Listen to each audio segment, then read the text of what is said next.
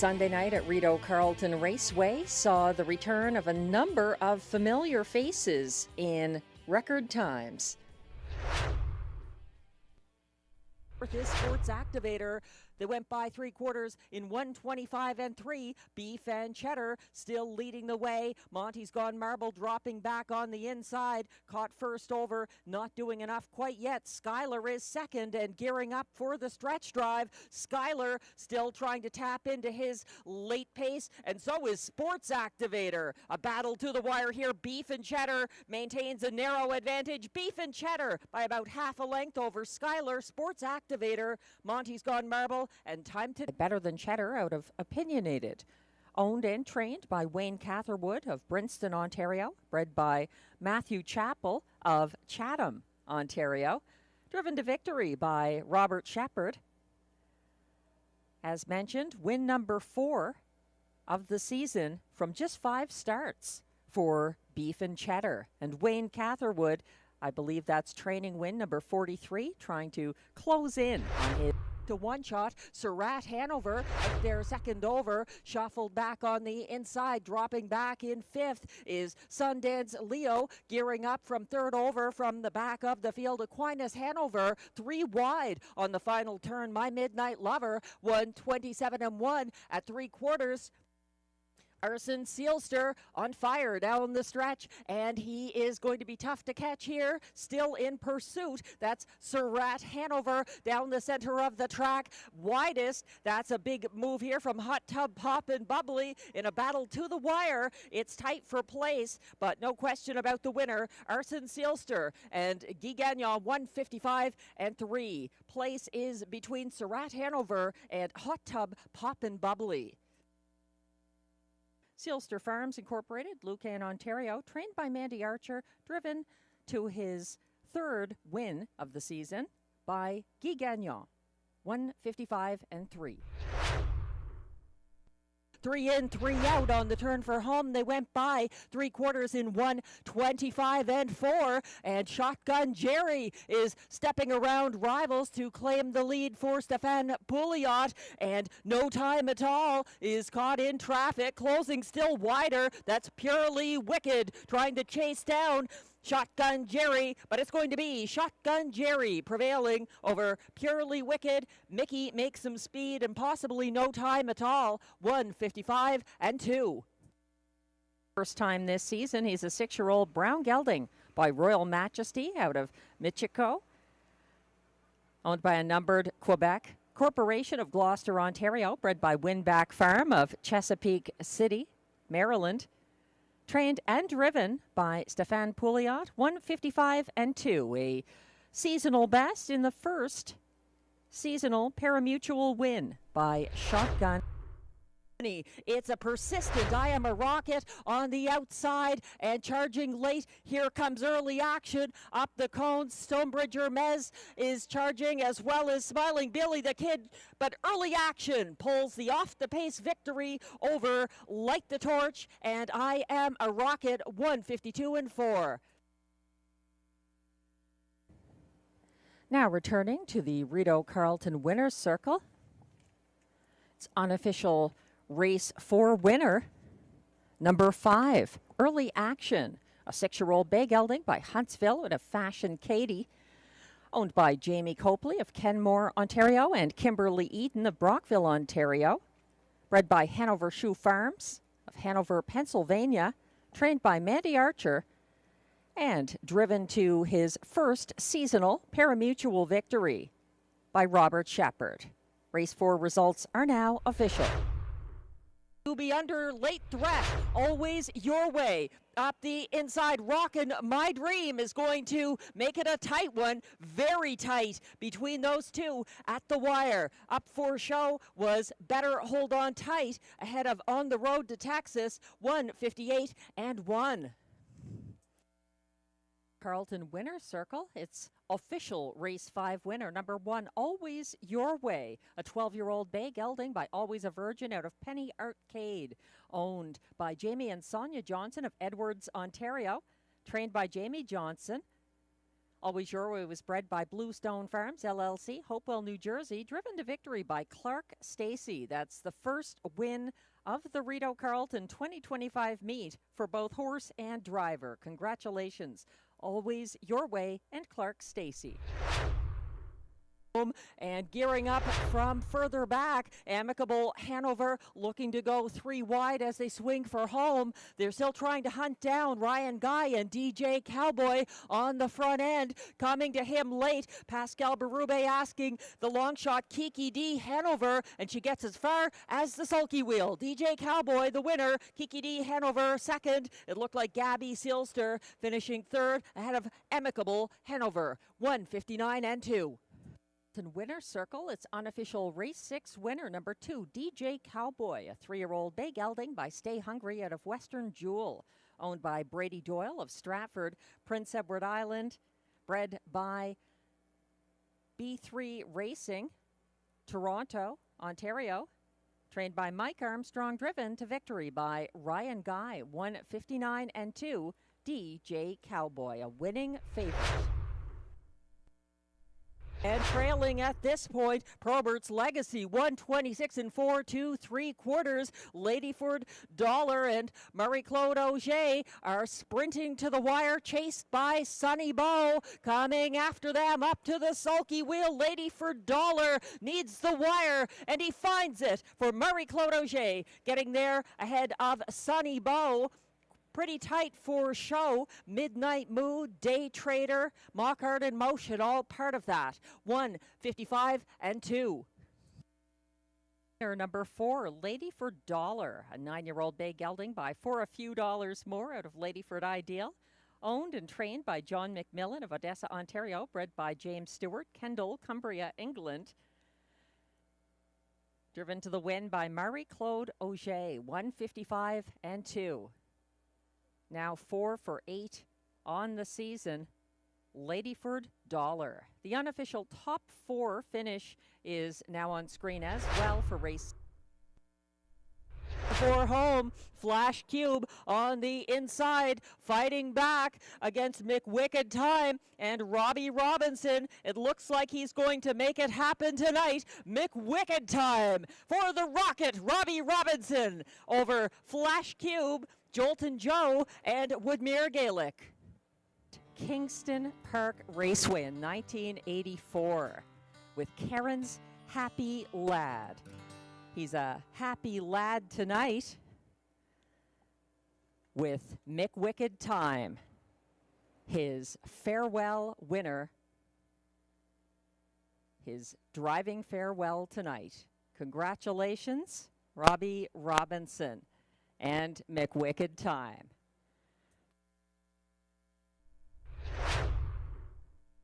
25 and 3, 3 wide now, approaching the stretch. National Debt and Pascal Berube are circling, make it come true, and coming after leader, Let's Get Pickled. Does the old warrior have the back class to drop on? Yes, he does. Pascal Berube sending National Debt to his latest Rideau Carleton victory by about 3 lengths over next closest, Let's Get Pickled. It looked like Sealaird for show, 1:54 and 4. Debt. This is win number 93 of his career. He deserves applause. What a champion. 1:54 and 4. The win by the 14-year-old stallion son of All-American native out of Our Inheritance, owned by Francois Morin, Beauceville, Quebec. Bred by Winback Farm, Chesapeake City, Maryland. Trained by Yves Tessier. Driven to victory by Pascal Berube, 1:54 and 4. Not many 14-year-old horses can do what he just did. Congratulations, National Debt. To power home and opening up late, Mythic Gambler seeing this through. Mythic Gambler to get the win ahead of next closest, Tignanello, followed by Perpetual Rock, Day Delight, and Logan Behold, 1:52 and 2.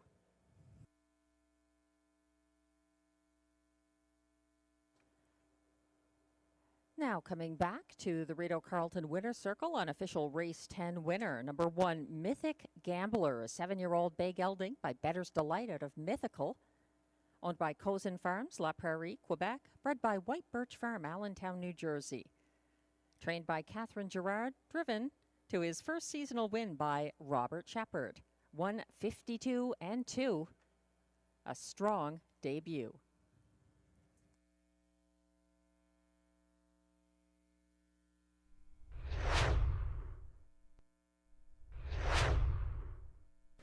In race 8, McWicked Time was a 154-4 off the pace winner for trainer-driver Robbie Robinson and owner Jacqueline Donnell of Metcalfe, Ontario.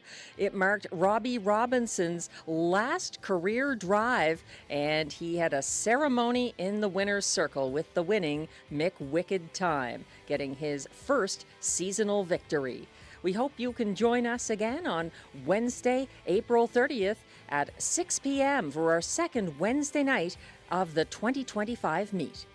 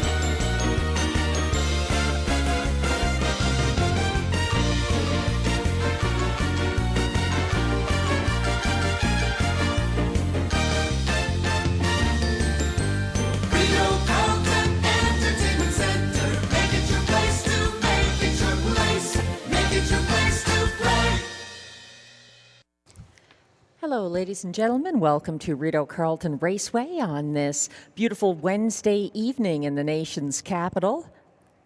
It's the last day of April. The season's moving along quickly. We're on race night number 8 of the 2025 meet already.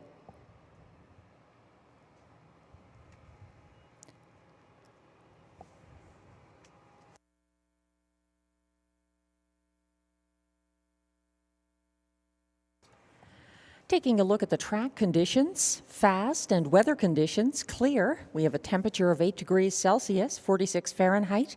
Winds are out of the west at 18 kilometers an hour, 11 miles per hour. Humidity is at 38%.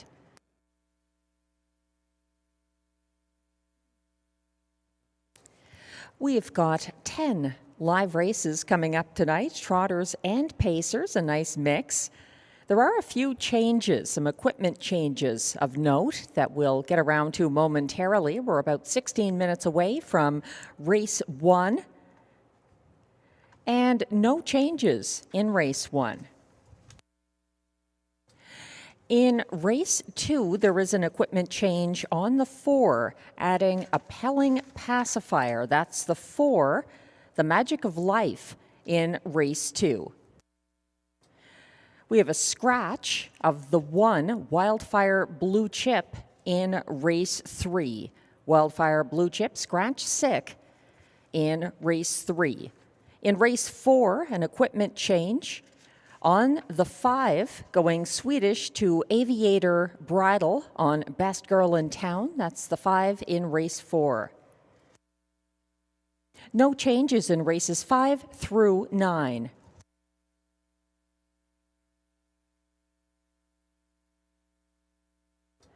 And there are 2 changes in race 10. The 2 Major Motion is not racing for a claiming price. Again, the 2 Major Motion in race 10 not racing for a claiming price. And the 3 La Barbe adds blinkers in race 10.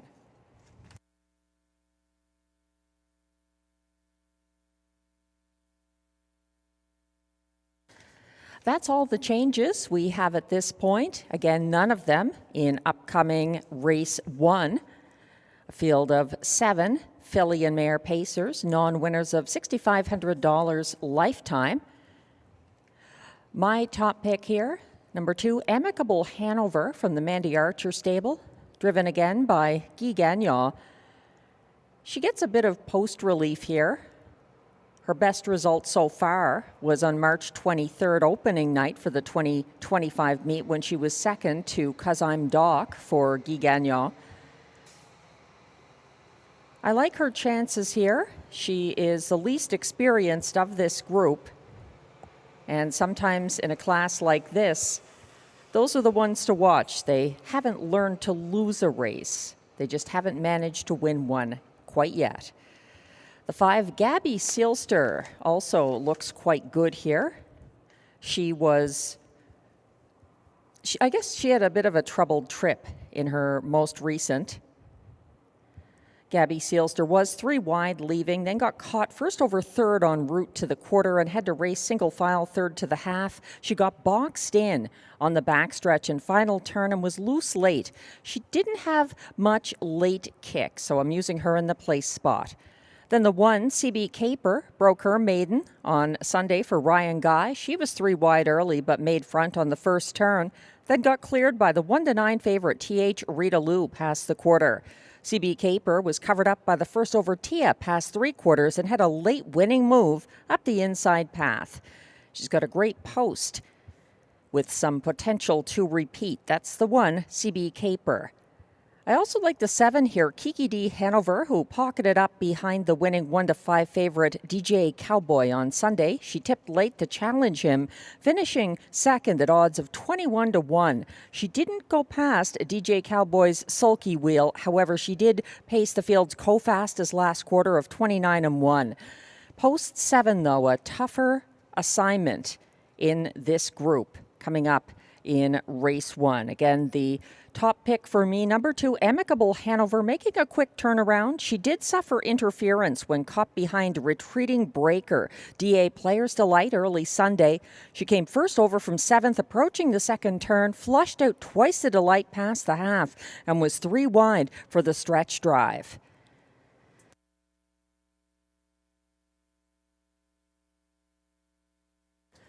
We've got Exactor, Triactor, Superfecta, and early daily double wagering available for race 1 coming up.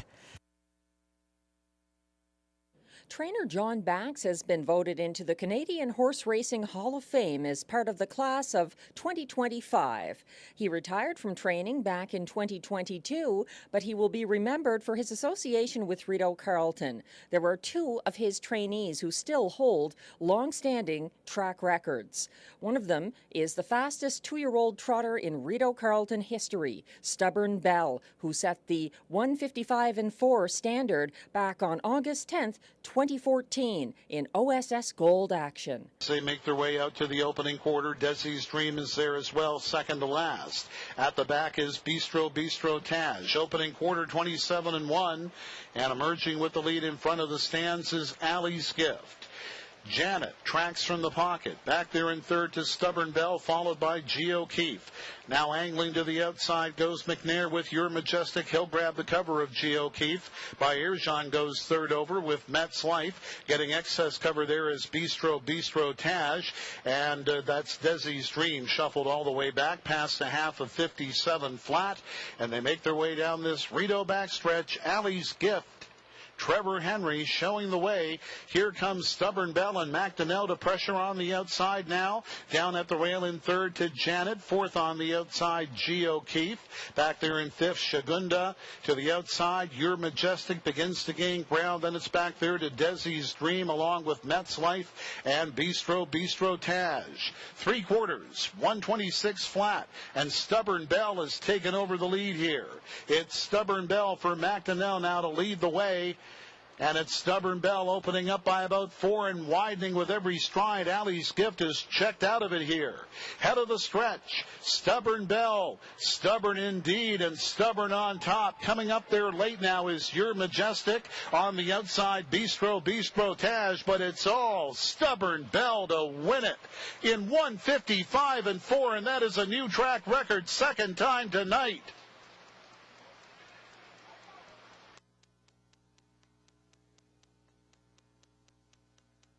Trainer John, an impressive mile here at Rideau Carleton Raceway, still the fastest ever by any 2-year-old trotter at this track. It's our track record for the 2-year-old filly trotters that we just witnessed there. The 1:55.4 Stubborn Belle back on August 10th, 2014. She was worth a mention because her trainer, John Bax, is going into the Canadian Horse Racing Hall of Fame as part of the class of 2025. That's coming up later this summer. The class of 2025 induction ceremony is being held on Wednesday, August 6th, 2025, with additional information coming out tomorrow about tickets and more. The class of 2025 Standardbred inductees this year are owner Brad Grant, Kent Oakes, a builder from Prince Edward Island, Dave Briggs, communicator, John Bax, trainer, Muscle Mass, male horse, and Yankee Paco, veteran horse.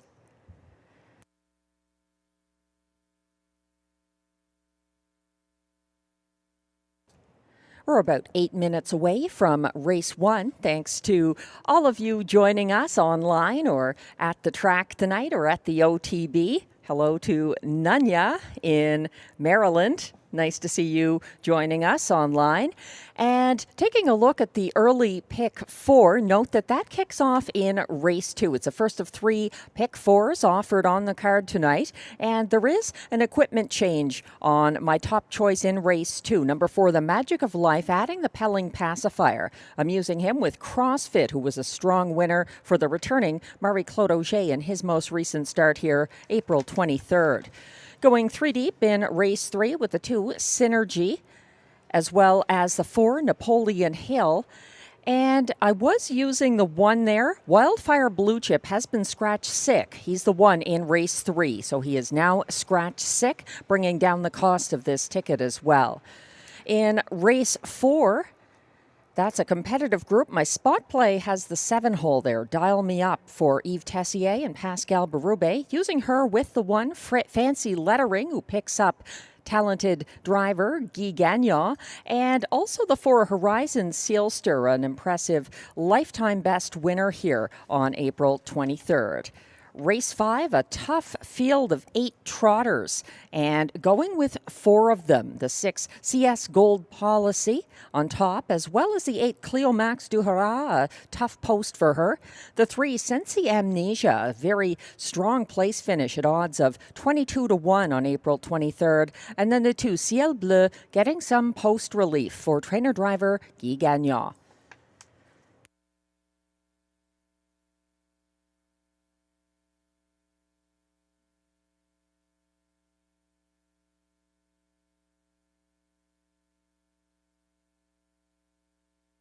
If you're making plans for the weekend, be sure to check out the Kentucky Oaks from Churchill Downs on Friday, May 2nd in the Simulcast Lounge, and also the 2025 Kentucky Derby on Saturday, May 3rd. The snack bar will be open that afternoon in the Trackside Simulcast Lounge for the Derby. Tammy Forgey's on track, free to play. Handicapping contest continues. Early evening, Saturday, a jackpot of $1,000. So lots of reasons to be at the track for Kentucky Derby Day. Programs are on sale now. Just visit the teller.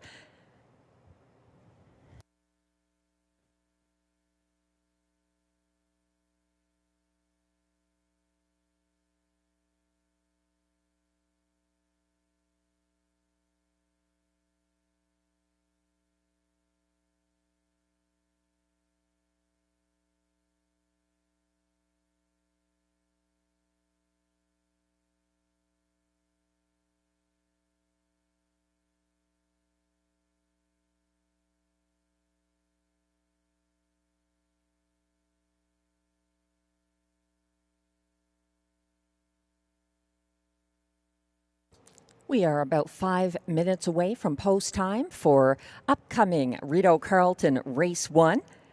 Exactor, Triactor, Superfecta, and early daily double wagering. A surprising 6-5 favorite from post 7. It's the 3-year-old Better's Delight filly, Kiki D. Hanover. 6-5 right now, despite that difficult post position. People definitely saw Kiki D. Hanover on April 27th when she sat the pocket behind front-end winning favorite DJ Cowboy and was loose late, closing impressively at odds of 21-1. She was a place finisher behind that favorite, DJ Cowboy. An excellent effort, a tough post for the rematch. Taking a look at some of my top plays on this card. One of them, post 7 in race 4. That's the 6-year-old Vertical Horizon mare, Dial Me Up for Yves Tessier and Pascal Berube. She tangled with the toughest mares at the track on April 23rd. Sauble Amber, Speaker Nancy, Anna's Wish. It was a star-studded group. She now picks up driver Pascal Berube after that first start of the season and gets some class relief here. I think she's very playable despite that outside post in race 4. Also, the best bet coming up in race 8 is the Turning Point from post 5. She's stepping up after beating the boys, a front-end effort on April 23rd for the returning Marie-Claude Auger and trainer Robert Bernicki. 2 wins already this season. That was the latest, and she battled La Barbe twice and held him off in deep stretch and also on the first turn. She did have the rail, but I think to beat a back-class horse like La Barbe as convincingly as that in a 156 2 mile speaks to the strong form of the Turning Point. Post 5 in race 8.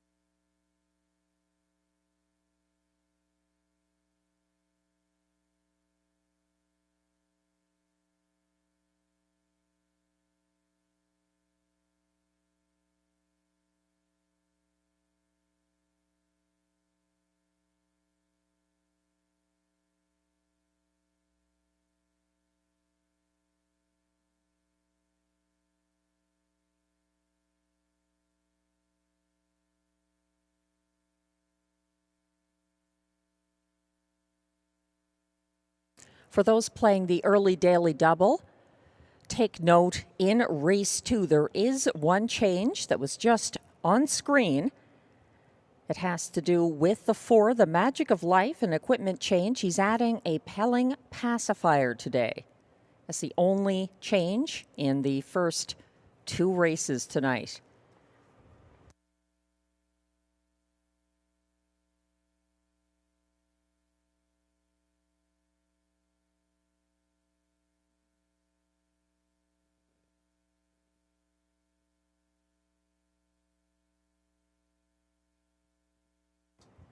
The fillies and mares are coming towards the track from the Rideau Carleton backstretch. The post parade coming up shortly for the first of our 10 races this Wednesday evening.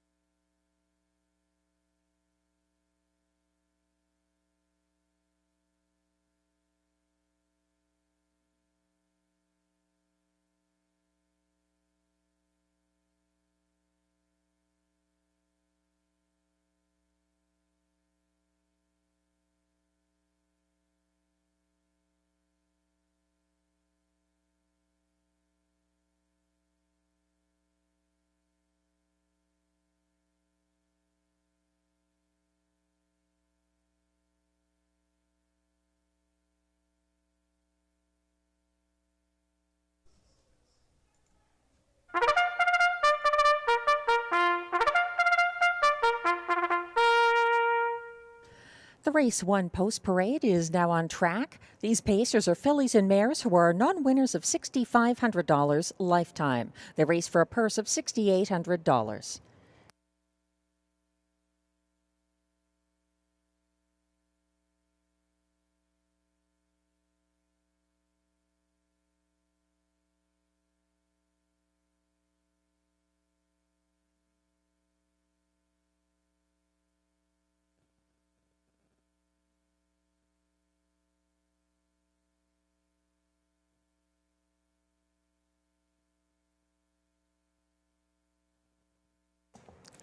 One is CB Caper, owned by Lloyd Howley of Cars Ontario, trained by Mike Armstrong, driven by Ryan Guy.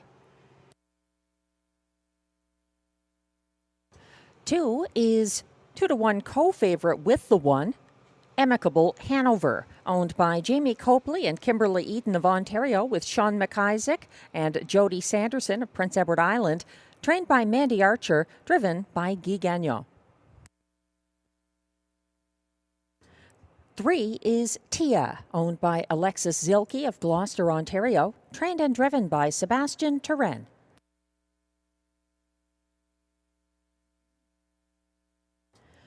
4 is Hot Girl Summer, owned by Glen B Farms, Glen Burnie, Ontario, trained by Cara Stacey, driven by Clark Stacey.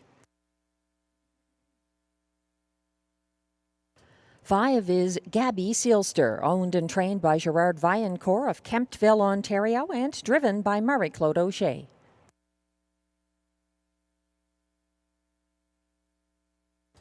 6 is Twice the Delight, owned by Glen B Farms, Glen Burnie, Ontario, trained by Cara Stacey, driven by Robert Shepard.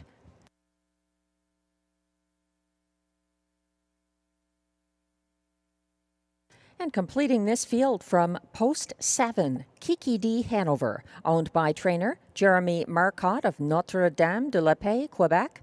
Pascal Berube is in the sulky. That's your field of 7 filly and mare pacers for upcoming Race 1. There were no changes. There's exactor, triactor, superfecta, and early daily double wagering available.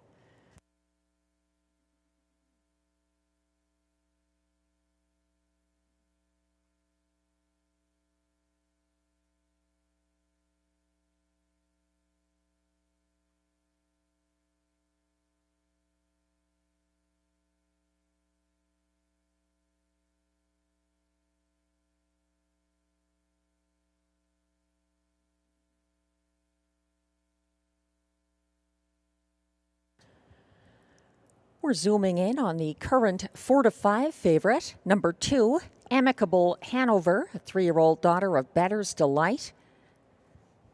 This is her 4th career start, and she's had outside posts and the trailing post in her 3 previous starts. This is the first time she's drawn inside of post 5, unless you count the trailing post, which is not really an advantage. So she's been trying off the pace efforts, managing to get up for 4th behind the colt DJ Cowboy in her most recent, April 27th. So a quick turnaround, and driver Guy Gagnon stays aboard this maiden 3-year-old filly who did not race at age 2. She looks sharp out there tonight with the ears up.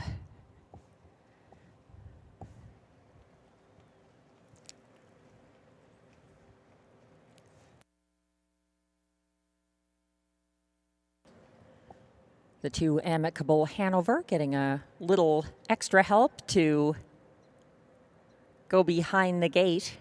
She's frisky out there tonight.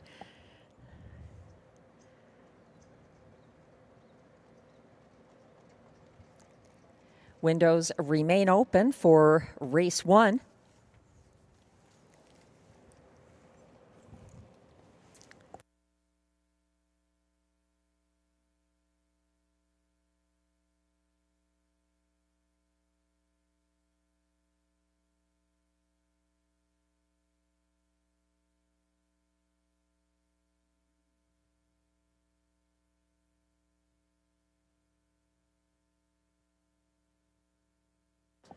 There's continued strong support for number 2, Amicable Hanover. And Guy Gagnon here, the even money favorite. She was led along there briefly by our starter. I don't know if there was a bridle adjustment or anything there. Didn't seem to last very long. I think she just needed a little help moving on at that point. They are going to be lining up very shortly here for race 1.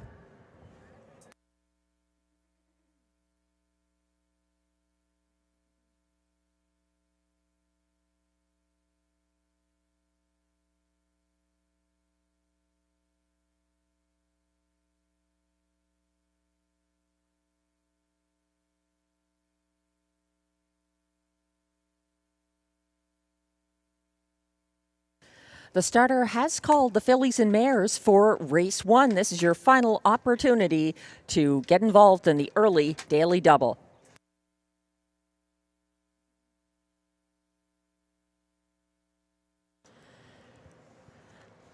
They're lining up now in front of the grandstand. 1 is CB Caper for Ryan Guy, 2 Amicable Hanover, Guy Gagnon, 3 Tia, Sebastian Turenne, 4 Hot Girl Summer, Clark Stacy, 5 Gabby Sealster, Marie-Claude Auger, 6 Twice the Delight, Robert Shepard, and on the outside 7 Kiki D Hanover, Pascal Berube.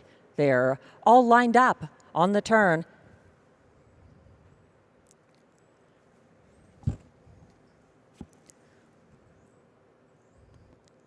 They're on the backstretch, Kiki D Hanover and CB Caper a little further off the gate. They're off and pacing, CB Caper and Ryan Guy, timing it perfectly, moving to the front ahead of Amicable Hanover. A big wide move from Kiki D Hanover, 3 wide, and now looking to take back to 3rd, possibly 4th as Tia skims the cones to move up into 3rd. Amicable Hanover already on the march against CB Caper as they approach the opening quarter. That's Amicable Hanover circling to the early lead around CB Caper. 28-4, the opening panel leading the way past the grandstand. The first time now, Amicable Hanover out there by about 1.25 lengths over CB Caper. Then it's Tia sitting 3rd, a couple of lengths ahead of Kiki D Hanover 4th. Then it's Hot Girl Summer 5th. Following from 6th is Gabby Sealster, and at the back of the field is Twice the Delight. They're headed towards the half now. Here comes a move out of 5th. fifth. A first over move from Hot Girl Summer underway as Amicable Hanover heads past the halfway point, 59-3. The clocking there, keeping just over a length ahead of second place CB Caper along the inside. Third is still Tia. She's covered up by fourth place. First over advancing Hot Girl Summer underway for Clark Stacy. Now up into third, giving the shuffle to Tia. Fourth along the inside. Second over, following now from fifth. That's Gabby Silster at the back of the field. Coming on from far back there is Twice a Delight, and Kiki D Hanover trails 130-1 at 3/4, and Amicable Hanover and Guy Gagnon still looking good on the front end, but facing challengers now. First over CB Caper, widest of all, Gabby Silster coming on. Amicable Hanover going to get there by about 2 over CB Caper, and it looked like Hot Girl Summer possibly for show, 159-3.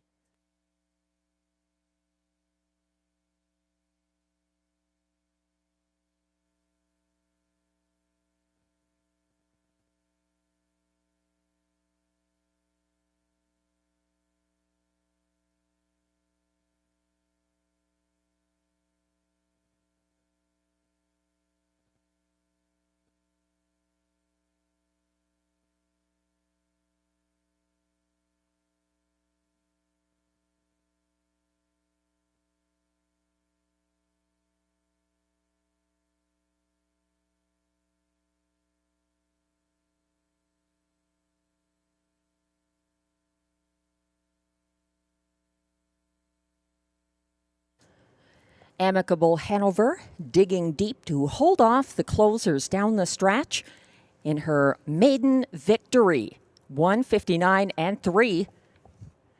She held off CB Caper. Hot Girl Summer finished third.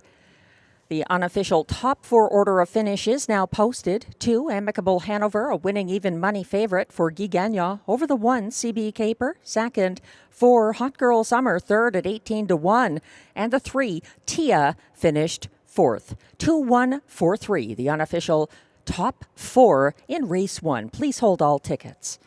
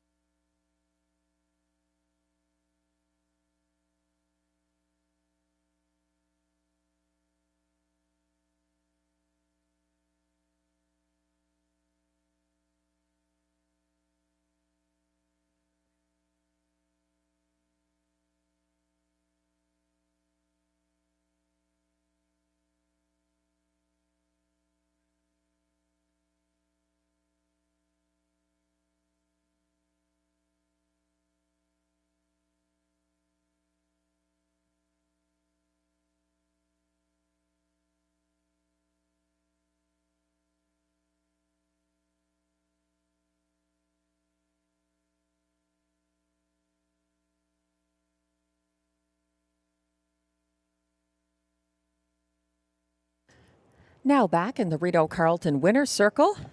Unofficial, make that official. Race 1 winner, number 2, Amicable Hanover, a 3-year-old bay filly by Better's Delight of Attitude Hanover, owned by Jamie Copley and Kimberly Eaton of Ontario, with Sean McIsaac and Jody Sanderson of PEI. Amicable Hanover, bred by Hanover Shoe Farms Incorporated of Pennsylvania, trained by Mandy Archer and driven to her first lifetime win by Guy Gagnon. Congratulations, Amicable Hanover, on the maiden breaking win and 159-3 mark.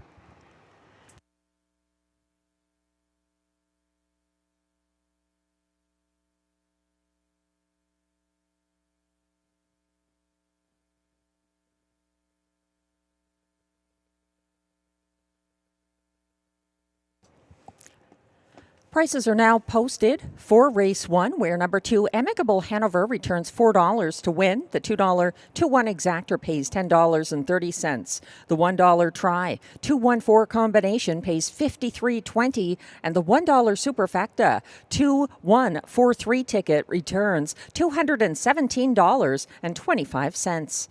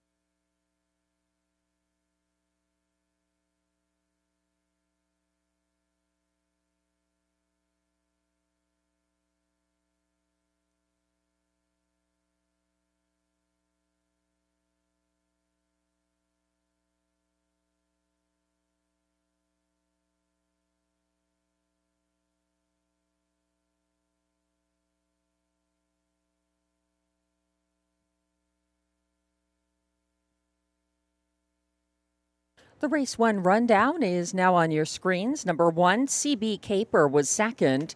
2, Amicable Hanover, a winning favorite for Guy Gagnon. 3, Tia was fourth. 4, Hot Girl Summer third. 5, Gabby Sealster finished fifth. 6, Twice a Delight seventh. And 7, Kiki D Hanover sixth. From the top down, your program should read 214-3576. The fractions were 28 and 4 to the quarter, 59 and 3 at the half, 130 and 1 at 3/4, 159 and 3 the winning mile, and maiden time for Amicable Hanover in her first career victory.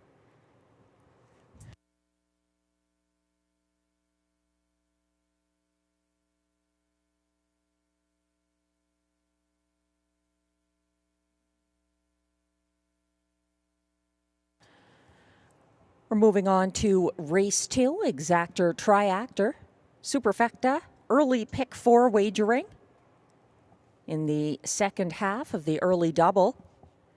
The only change in race 2 is an equipment change on the 4, the Magic of Life, who adds a Pelling pacifier.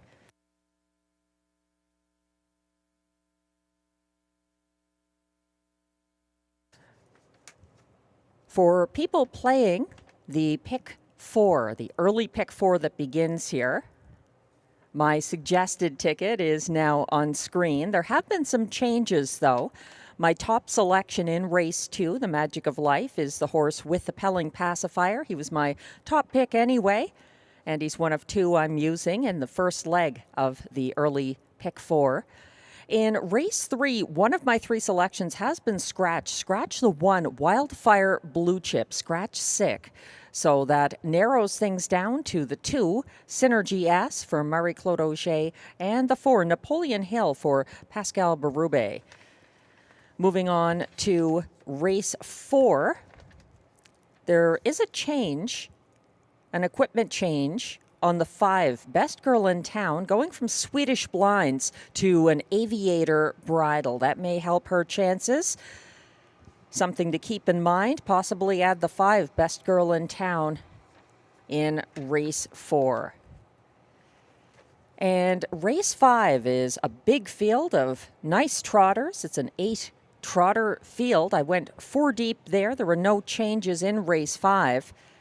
But it's one where you'll definitely find more than one horse to include in that leg of the pick 4. I'm going with the 6 CS Gold Policy on top of my ticket. I also like the 8 Clio Max du Hara, getting some class relief after starting the year in the preferred. The 3 Sensi Amnesia, very good at odds of 22-1, finishing second to Wish You'd Tell Me on April 23rd.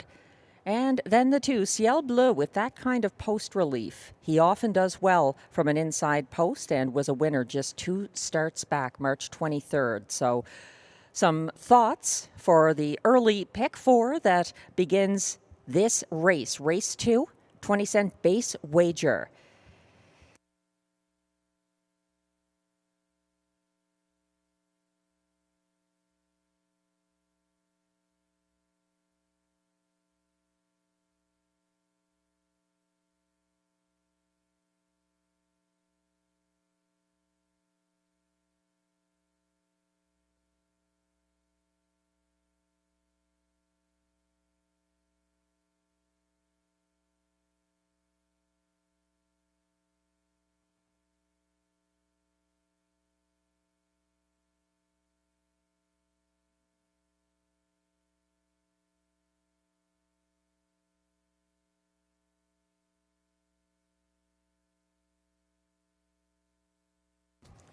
As we wait for the race 2 post parade, just a reminder to on-track players, you can pick up Kentucky Derby programs in our simulcast lounge now. Just ask the teller and you can purchase those ahead of time if you'd like to work from a printed program for the Kentucky Derby coming up this Saturday in our simulcast lounge, May 3rd.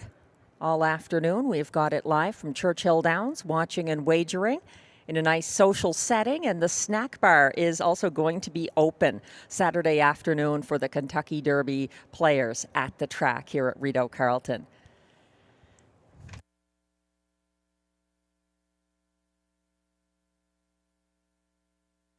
Just a look at the field. It's a field of just 5, but it's a competitive field here in race 2. My initial ticket for the pick 4, I went with All, and that is still a viable option here. The favorite right now is the 3 at odds of 1-2, CrossFit. He's my second choice. He stalked the pace-setting Donatover and pocket-sitting Stomper Tom most of the mile here, April 23rd. CrossFit made a late move up the inside path after Donatover jumped it off on the lead mid-stretch. CrossFit held off a hard-charging, wasting no time for the win and retains driver Marie-Claude Auger. 1-2, that's the favorite, number 3, CrossFit. My top choice here, 9-2 on the board from post 4, The Magic of Life, making his debut for catch driver Guy Gagnon. The Magic of Life got away 5th in a spaced-out field April 23rd and went on an extended break before the opening quarter. His 2024 victory came on May 2nd last year when he cleared Check the Magic to claim the lead on the first turn and won for fun on the front end. That's number 4, The Magic of Life, who adds a Pelling pacifier here. Another coming back to Rideau Carleton after spending some time away, number 2, Salzbrook Cami. She broke her maiden at Mohawk, May 9th, 2024, closed wide down the stretch for the going-away win that race. Salzbrook Cami had back-to-back Rideau victories last November for returning driver Robert Shepard. She wired 3 other trotters in an April 19th Hippodrome 3R qualifier, drawing away by 17 lengths. The only other trotter to win a faster qualifier over that good racing surface that day was Jerome Lombart's Illusioniste Gale, who has post 5 in upcoming race 2 here at Rideau Carleton. This is the first start of the season for Illusioniste Gale.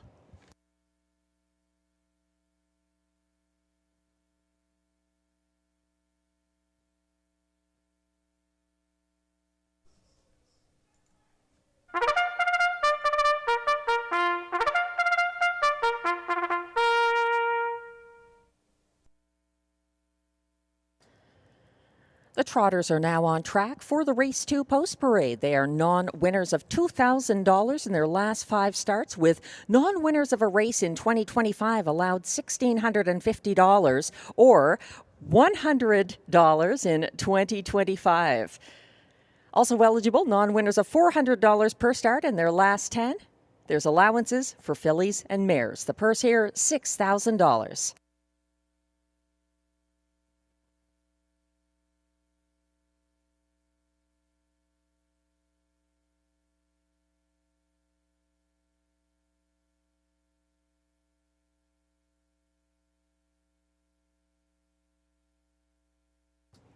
One is Stomper Tom, owned by Wade and Philippe Toussignan, Cardinal, Ontario, trained by Mike Armstrong, driven by Ryan Guy.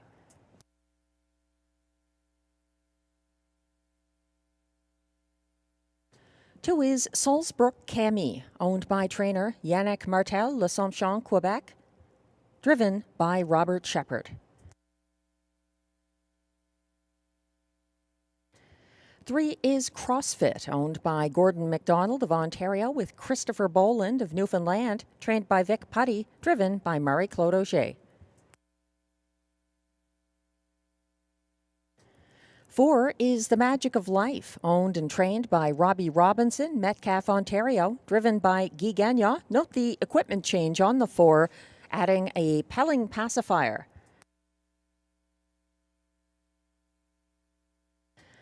And from the outside, it's number 5, Illusioniste Gale, owned, trained and driven by Jerome Lombard of Bromont, Quebec. That's your field of 5 trotters in race 2. Again, exactor, triactor, superfecta, and early pick 4 wagering available.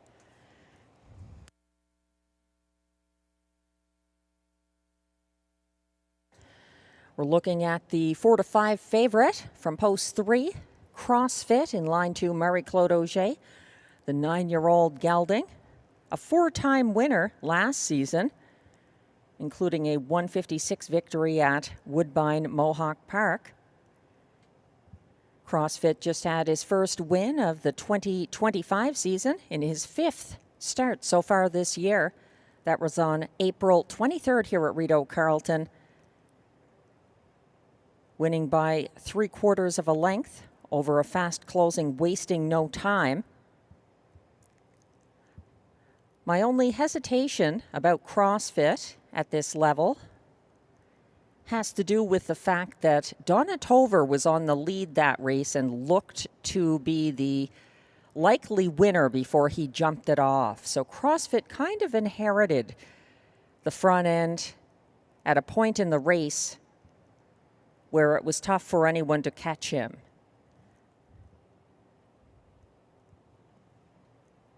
Nonetheless, a 157-1 victory. That's the fastest win by any of these this season. The other winners in the field have been in qualifiers.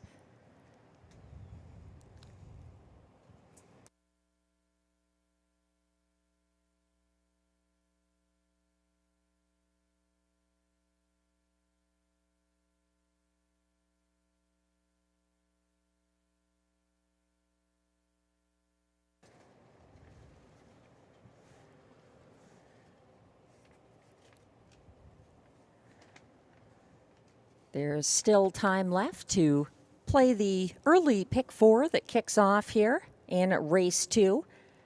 And as I mentioned, this was a very easy race to just choose the all option.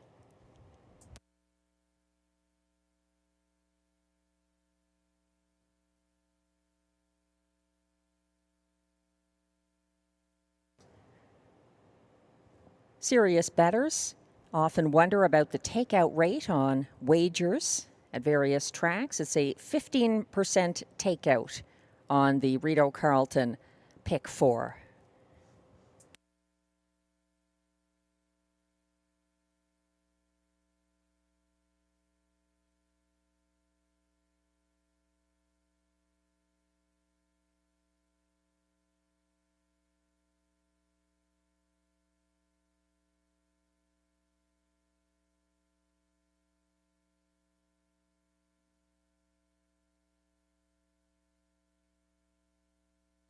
The starter has called the field for race 2.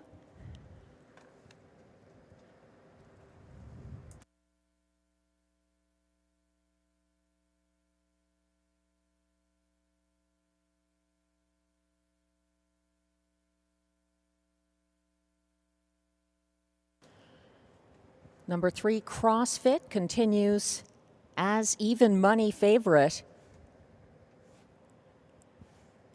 4, The Magic of Life, has dropped to 3-1. 8-5 on number 1, Stomper Tom, still looking for his first seasonal victory. It's his 5th start of the year. And number 5, Illusioniste Gale, making his seasonal debut here.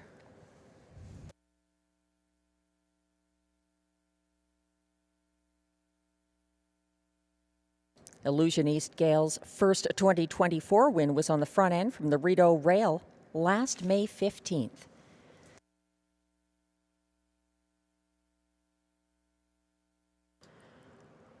The 1, Stomper Tom, is coming around from the backstretch.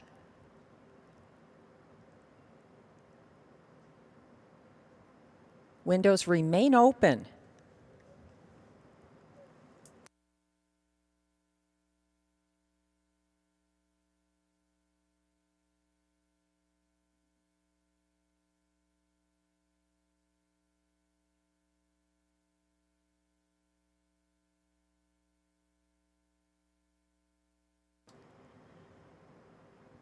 The trotters are now gathering to go behind the gate for race 2 to kick off the Pick 4.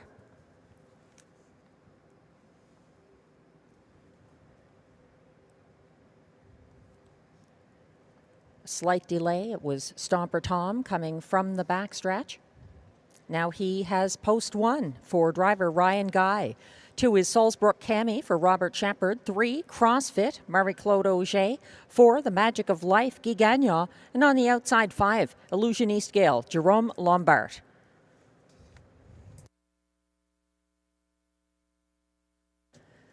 The field is on the turn, headed towards the backstretch. CrossFit and The Magic of Life lagging slightly behind.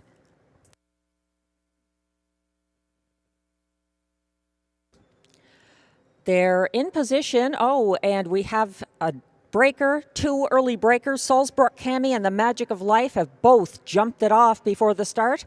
They're off and trotting, led by Stomper Tom and Ryan Guy on his outside, challenging early in second. That's Illusioniste Gale. Then it's a gap of about 3 lengths back to CrossFit, catching up, and also catching up very well after the early miscue is Salzbrook Cami. She has moved up and is now making a second over bid from 5th. Still trailing the field, but on the trot past that 30 seconds flat opening quarter is the other early breaker, The Magic of Life.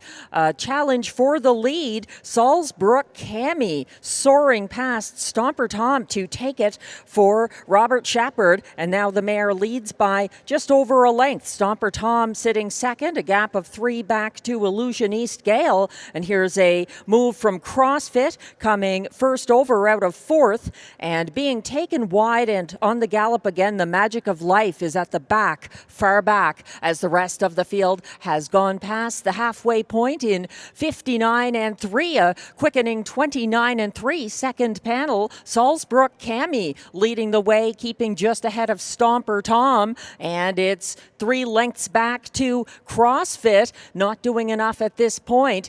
Gapping now by about 6 lengths, it's Illusion East Gale, and at the back of the field on a gallop and distance, unfortunately, the Magic of Life. 1:28 and 3, 2 3/4. Here comes Stomper Tom leaving the pocket, and a 3 wide late bid from CrossFit. They are chasing down the stretch. Salzbrook Cami trying to defend her lead. Stomper Tom is between horses. CrossFit is wide and coming on late for Marie-Claude Auger. He is trying to hunt down Stomper Tom, and he does. 3 wide, late move from CrossFit gets the win.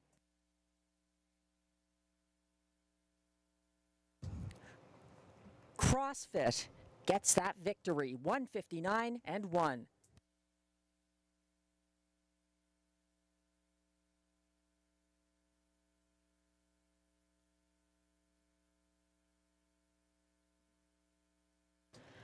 The AGCO judges have just informed me there's an inquiry concerning the braking rule for number 2, Salzbrook Cami.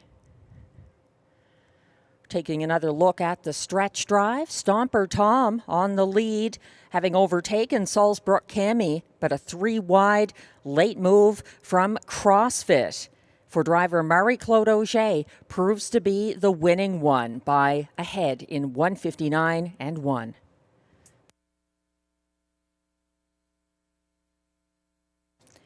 The unofficial top 4 finishers are now posted for race 2.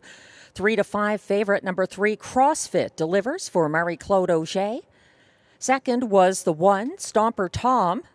There's an inquiry pertaining to the show finisher number 2 Salzbrook Cami, who did make an early break behind the gate. The AGCO judges are looking into whether she was compliant with the braking rule. Finishing fourth was number 5 Illusion East Gale. 3-1-2-5, the unofficial top 4 order of finish. Please hold all tickets.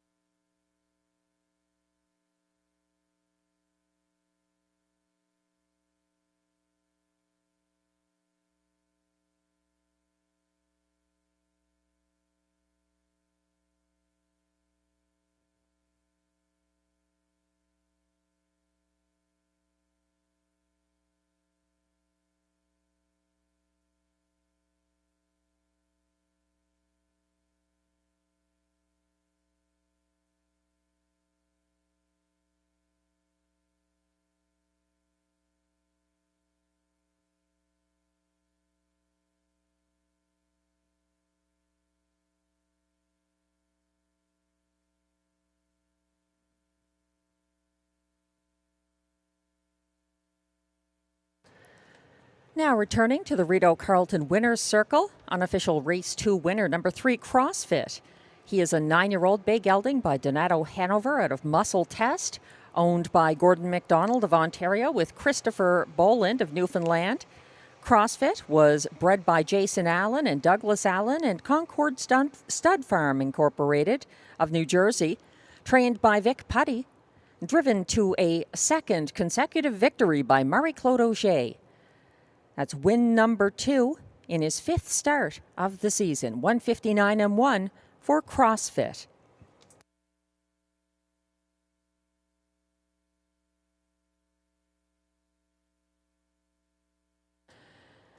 We're taking a look at footage that the AGCO judges reviewed concerning show finisher number 2, Salzbrook Cami. She was on the gate at the start and did make a break leaving. She's the 2, and she's being taken back by driver Robert Shepard.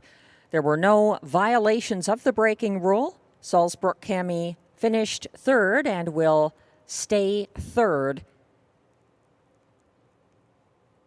So no change to the top 4 finishers. 3, 1, 2, 5 in race 2.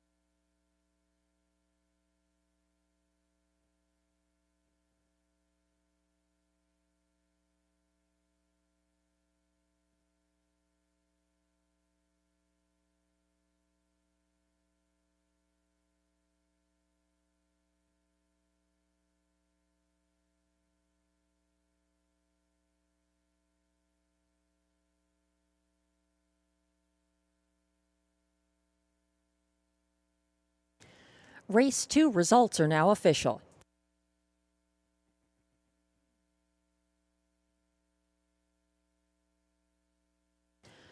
Prices are posted for race 2, where number 3 CrossFit returns $3.40 to win. The 3-1 exactor $2 ticket pays $5.40. The $2 early double 2-3 combination pays $10.20. Not bad for back-to-back favorites in those first 2 races of the card. The $1 triactor 3-1-2 combination pays $7, and it was $18.10 for the $1 superfecta 3-1-2-5.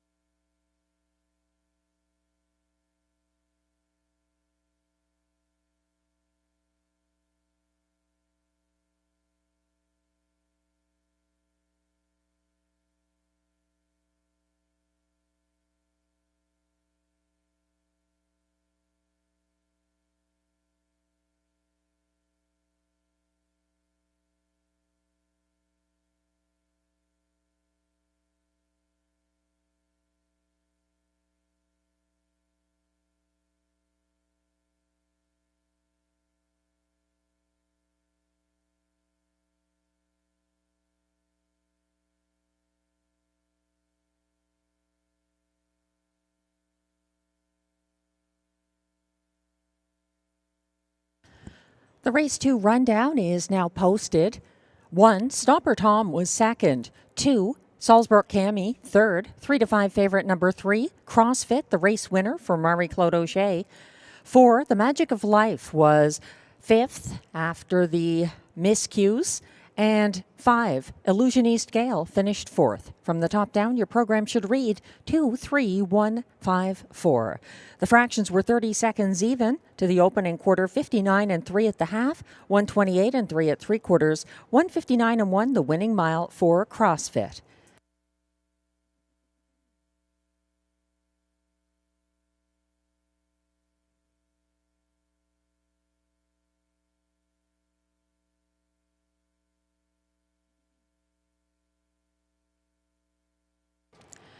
Race 3 is coming up next. Exactor, Triactor, Superfecta, and Pick 3 wagering available. And it's a field scratched down to just 4 horses. The one Wildfire Blue Chip is a vet scratch sick in race 3.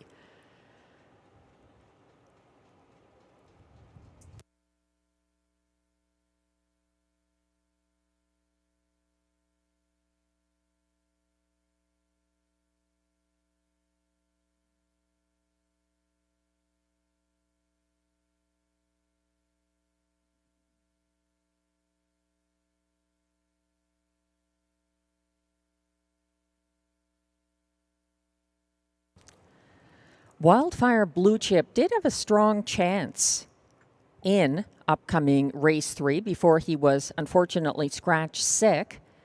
He recently broke his maiden at this track, just 2 starts back, finishing ahead of Stormont Friendly, who has post position 3 this race for trainer-driver Ryan Guy. My top choice is the 2, Synergy S, the 5-year-old Val Taurus Stallion, coming in for trainer Kelly Duval Lacaille. Marie-Claude Auger driving this horse in his second start of the year. He was 5th against a tougher group here on April 23rd. Zet Athena, the winner of that race for Claude Cadieux. Wildfire Blue Chip was second, and then Drink Like Henry, another seasoned horse in that field. I think in this group, Synergy, moving in from post 6 to post 2 and keeping Marie-Claude Auger. Those things work to his advantage. Auger, of course, the driver of winner CrossFit in the race 2 trot. Number 2, Synergy S, pocketed up against similar company here last November 10th and won his second consecutive start for William Waugh. But Marie-Claude Auger is keeping this drive. He trailed all but the breaker Stormont Friendly April 23rd in his seasonal debut from the outside post. 3 to 1 right now on number 2, Synergy S. The S does not mean Swedish. The 4, Napoleon Hill, a contender here. He broke his maiden from the Rideau rail November 6th for driver Kyle Forgy. It was an off-the-pace, going-away win. He qualified well on Sunday for Ryan Guy, who is now driving his own Stormont Friendly this race. Napoleon Hill got away third on the inside behind the gate-to-wire winner Dominion. He came first over at 3/4 and closed for second. This is his debut for Pascal Berube. 8 to 1 right now, the price on the 4, Napoleon Hill.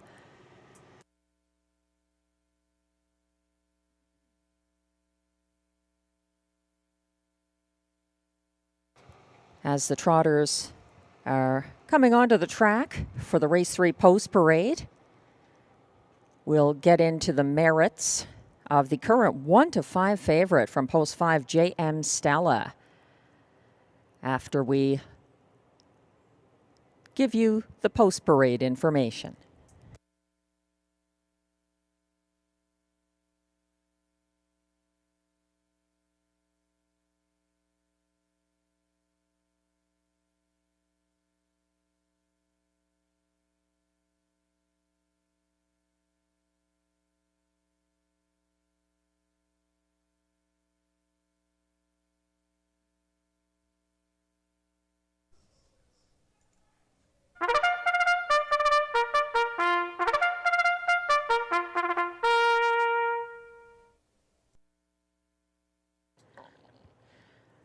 Race 3 trotters are on track for the post parade now. They are non-winners of $15,000 or 3 races lifetime. Allowances for fillies and mares, a purse of $6,600.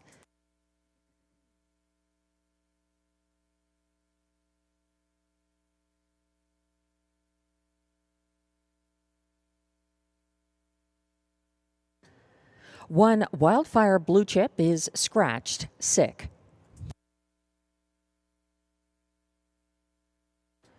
Two is Synergy S, owned by Sylvain Lacaille of Saint-Paul-de-Joliette, Quebec, trained by Kelly Duval Lacaille and driven by Marie-Claude Auger.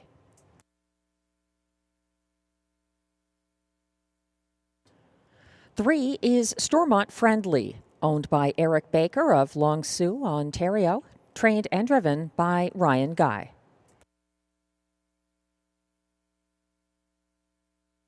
Four is Napoleon Hill, owned by Joan Castle of Smiths Falls, Ontario, trained by Macy Castle and driven for the first time by Pascal Berube.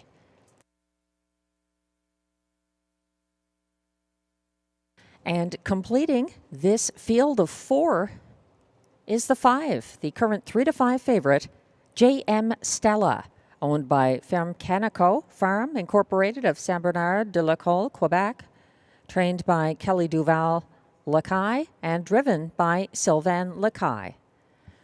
That's your abbreviated field for race 3, exactor, triactor, superfecta, and pick 3 wagering.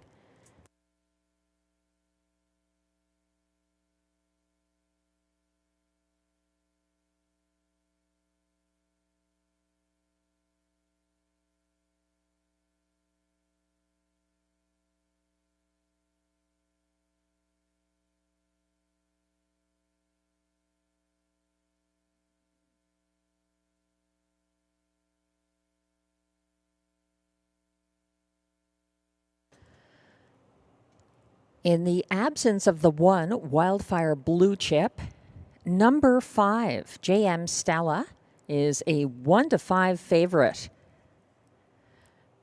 She was second over 4th behind the tiring cover of Drink Like Henry down the stretch here, April 23rd.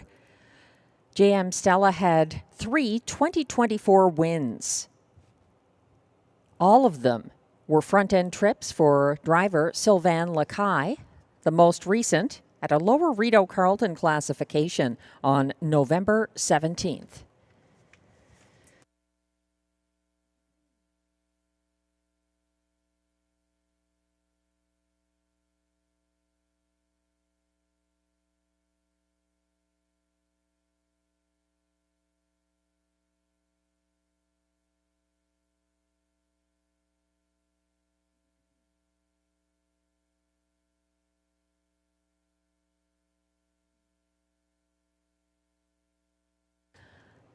I was asked if there was still superfecta wagering on a 4-horse field, and yes, there is, because you still have to put them in order.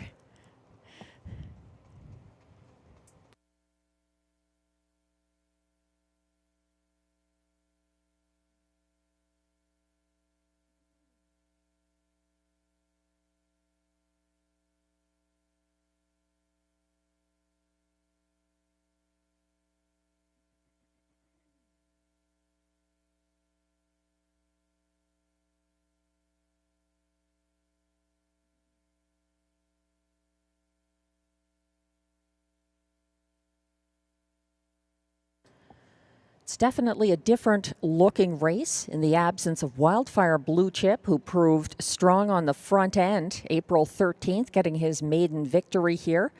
Unfortunately, coming up sick tonight. The 5 J.M. Stella loves those front end trips, most recently winning on the front end from post 3 at this track, November 17th, as a favorite for driver Sylvain Lacaille back in the bike for this 4-year-old 6-pack mare's second seasonal start.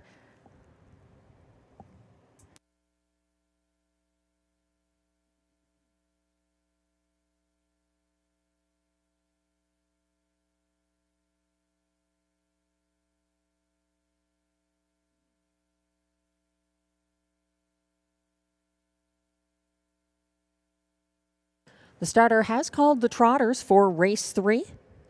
There's still time to play the pick 3 that begins here.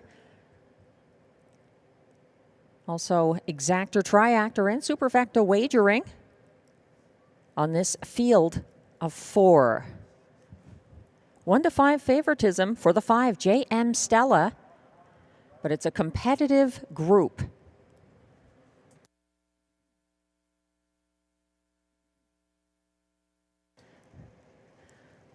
The trotters are lining up. 1 Wildfire Blue Chip is scratched. 2 Synergy S for Marie-Claude Auger. 3 is Stormont Friendly, Ryan Guy. 4 Napoleon Hill, Pascal Berube. And on the outside, it's 5 JM Stella for Sylvain Lacaille. They're on the turn with Synergy S and Stormont Friendly. A couple of lengths off the gate, getting in position now as the starting gate has turned on to the Rideau Carleton backstretch. They are lined up.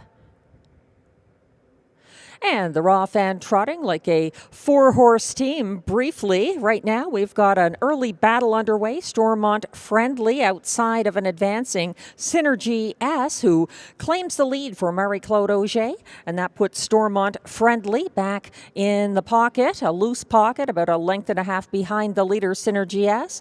It's 3 lengths back to Napoleon Hill, following third. And single file fourth is the favorite, JM Stella. They head single file past the opening quarter, led by Synergy S, 30-2. The clocking, Synergy S widening the lead to a good 2.5 lengths over next closest Stormont Friendly, trying to tighten up now as they pass the grandstand. Still following a couple of lengths behind Stormont Friendly. In third is Napoleon Hill, and at the back of this group is JM Stella. Order unchanged on the second turn. The trotters continue to the halfway point with a widening lead now of 3 lengths for Synergy S. The half was reached in 1 minute and 4/5. Synergy S freewheeling on the lead ahead of next closest Stormont Friendly, in line to Ryan Guy, trying to tighten up again from that post. Here comes a first over brush from the back of the field into third. JM Stella underway for Sylvain Lacaille, up into second now outside of Synergy S as they continue past 3/4. 1:30-3. The clocking, Synergy S under pressure from stablemate JM Stella as they round 4 home. Also, Napoleon Hill is second over from last at the top of the stretch, battling down the lane. Marie-Claude Auger is calling on the leader, Synergy S, for more. Synergy S digging deep under sustained pressure from JM Stella right to the wire, and he gets the win. Synergy S, JM Stella, Stormont Friendly, and Napoleon Hill. 2 minutes and 3/5.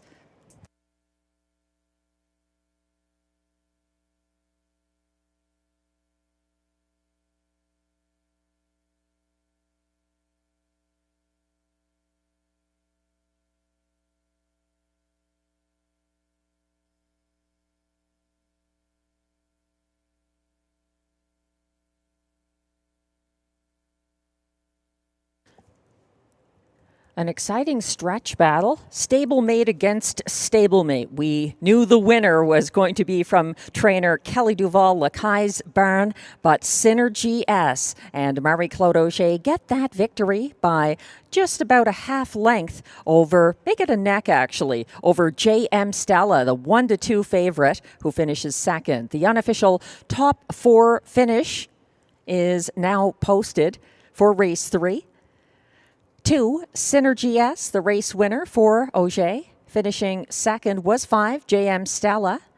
Third was 3, Stormont Friendly. And fourth in the 4-horse field, Napoleon Hill. 2, 5, 3, 4, the unofficial top 4 order of finish for race 3.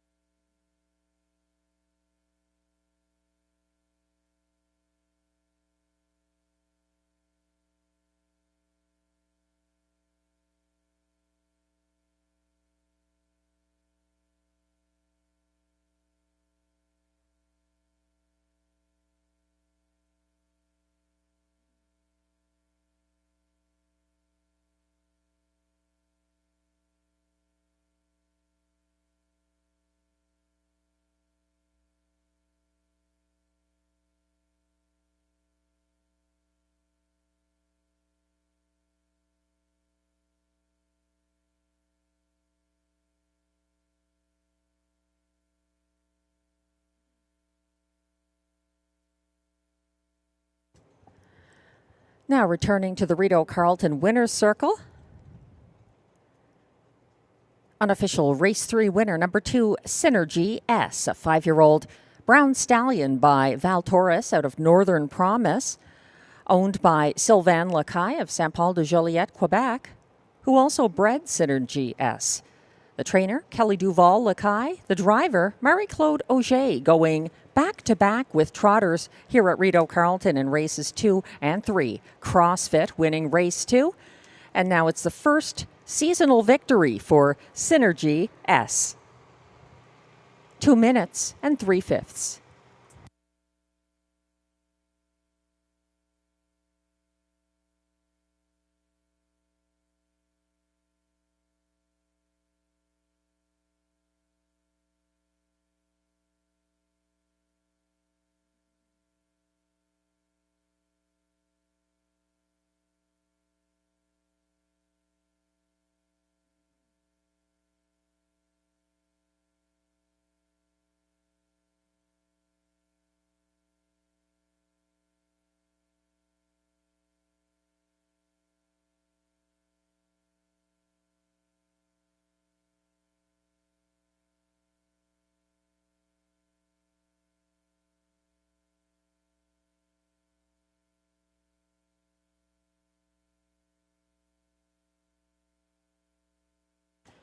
Race 3 results are now official.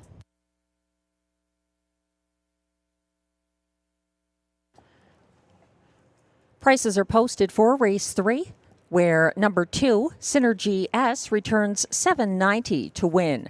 The $2.25 exactor pays $15.40. It's $19.45 for the $1 triactor, 253 combination, and $6.25 for the $1 superfecta, 2534 ticket.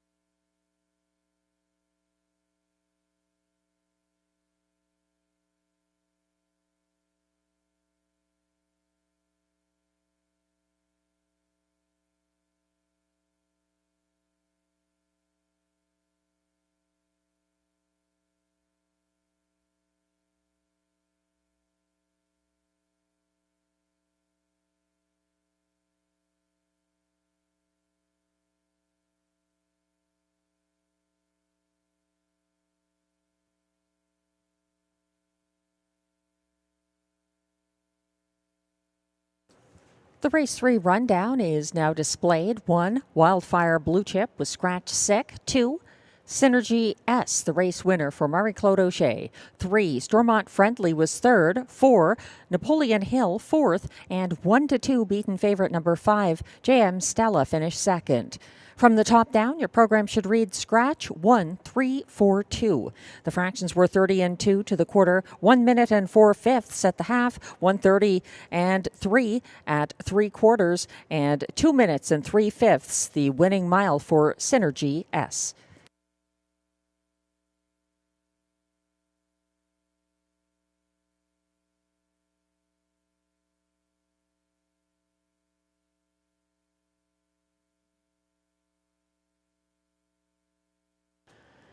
race 4 is next with exactor, triactor, superfecta, and middle pick 4 wagering.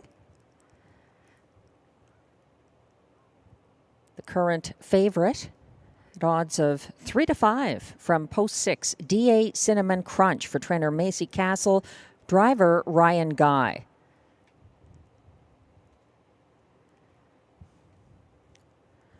I've got a suggested 20-cent pick 4 ticket posted for the pick 4 that kicks off right here. Going with 3 of them, not using the 6, DA Cinnamon Crunch. I thought the 7, Dial Me Up, had major post relief here. Or I should say class relief. Tough post. Then the 1, Fancy Lettering. A couple of wins this season. Trainer John McMillan drove this mare on April 23rd. Now Guy Gagnon gets the catch drive, always intriguing. And then the 4, Horizon Sealster set a lifetime mark of 153 and 3 on the front end here April 23rd. She's worth playing back-to-back, I think, or definitely using as one of your choices in this pick 4. In race 5, to keep costs down, I went with my top 2 here. The 6 CS Gold Policy for Mandy Archer and Ryan Guy. And then the 8 Cleo Max du Haras for Marc-Andre Semino and driver Pascal Berube. In race 6, going with 4 of them. This is a field of less experienced trotters. So using the 4, Northern Professor for trainer driver Guy Gagnon. The 3, Flash Me Some Green for Benoit Hibert and Pascal Berube. Then the 6, Silver Porsche, coming in for Stéphane Pouliot from Quebec. Melanie Plourde driving this Quebec Stakes colt. And then the trailer, 9, D.A. Alexander for Mandy Archer and Robert Shepard, was nearly a winner here on the 23rd after cutting fractions. In race 7, concluding this ticket, going 3 deep with the 5, Impressive Dude on top for Guy Gagnon. A sharp winner here 2 starts back, and he's back in the preferred handicap. I think he belongs here, and we may see it tonight. Also the 7, Emma Town Bud, did the heavy lifting in that April 23rd preferred handicap. He's got assigned post 7, another tough post for trainer driver Pierre Beauvais. And then the 4, Tyrone Bowtie, also has started the season at Rideau Carleton in back-to-back preferred level events. He's been closing in both, and Ryan Guy keeps the drive on this Mike Armstrong trainee, already a winner this season at Flamborough. That's my suggested pick 4 ticket, costing $14.40 for the 20-cent version.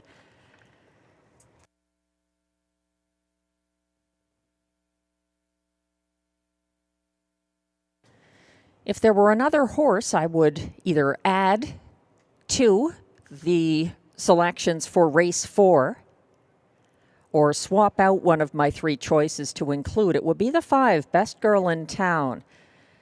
Getting an equipment change here from Swedish Blind to Aviator Bridle. She's 25 to 1.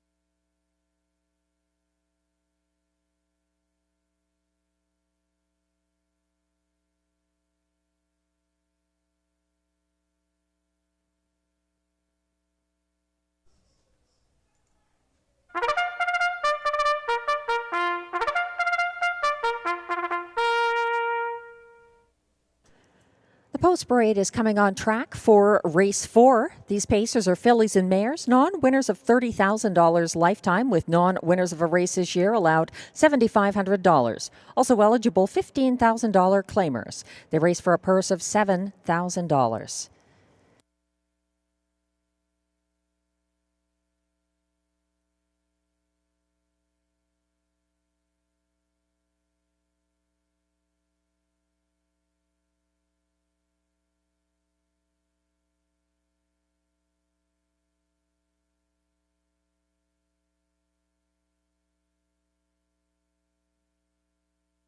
Leading the Post Parade, number 1 is Fancy Lettering, owned and trained by John McMillan of Odessa, Ontario. Driven tonight by Guy Gagnon.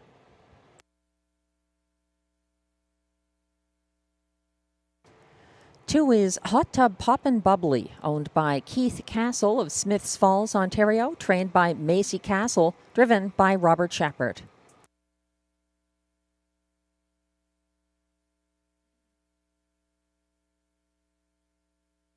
Three is Share the Moment, owned, trained, and driven by Michel Legasse of Terrebonne, Quebec.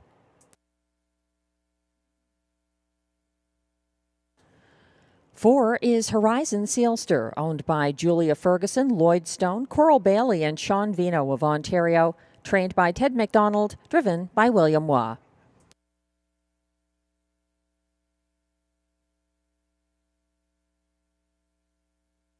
Five is Best Girl in Town, owned by trainer Melanie Plourde of Gloucester, Ontario, driven by Stefan Pouliot. And note the bridle change from Swedish blinds to aviator bridle.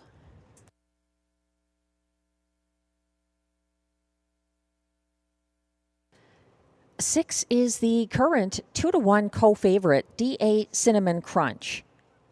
She is owned by Keith Castle of Smiths Falls, Ontario, trained by Macy Castle, driven by Ryan Guy.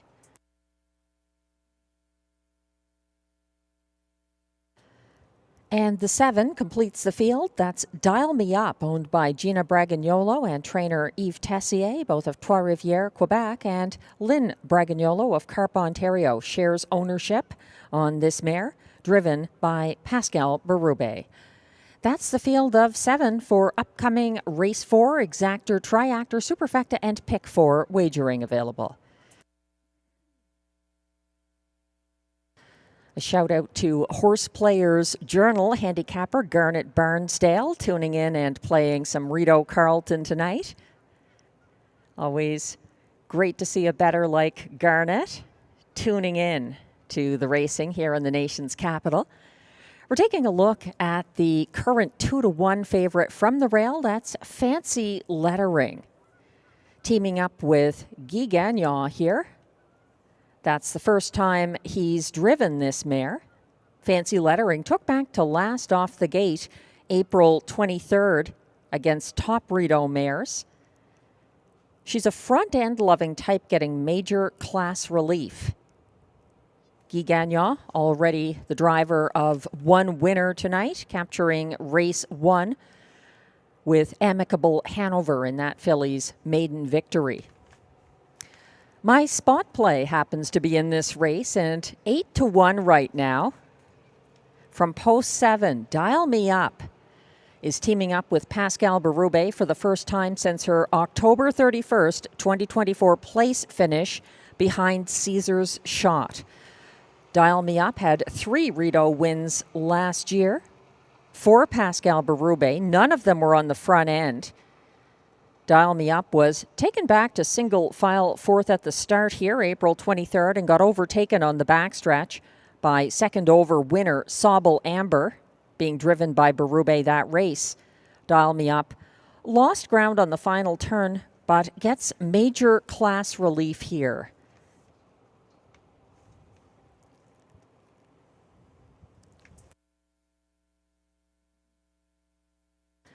Other contenders include 5-2, current choice number 4, Horizon Sealster, who wired for William Waugh in a lifetime best, 153-3 here, April 23rd. She inherited the lead from early breaker My Midnight Lover and was never headed after that. She paced the field's fastest last quarter of 28-4 as well to hold off the fast-closing D.A. Cinnamon Crunch, who sat the pocket until the top of the stretch that race. That's the 4, Horizon Sealster. Another I'd watch here, at odds of 5-1 right now, is the 2, Hot Tub Poppin' Bubbly, who quickly pocketed up behind leader Bad Apple Sunday. She was covered up by the first over, winning 1-2 favorite Arson Sealster at 3/4. Shuffled back to 4th at the top of the stretch, but flying home for place at odds of 19-1. It's a quick turnaround for the class climbing Hot Tub Poppin' Bubbly, post 2.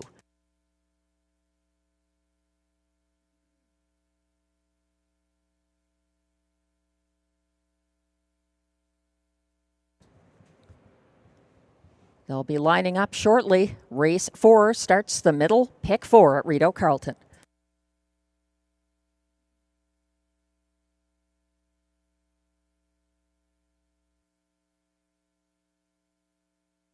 Starter has called the field for race 4. Still time to play the pick 4 that begins here. As the pacers line up. 1 is Fancy Lettering for Guy Gagnon. 2, Hot Tub Poppin' Bubbly, Robert Shepard. 3, Share the Moment, Michel Legacy. 4, Horizon Sealster, William Waugh. 5, Best Girl in Town, Stéphane Pouliot. 6, D.A. Cinnamon Crunch, Ryan Guy. And on the outside, 7, Dial Me Up, Pascal Berube. They're on the turn.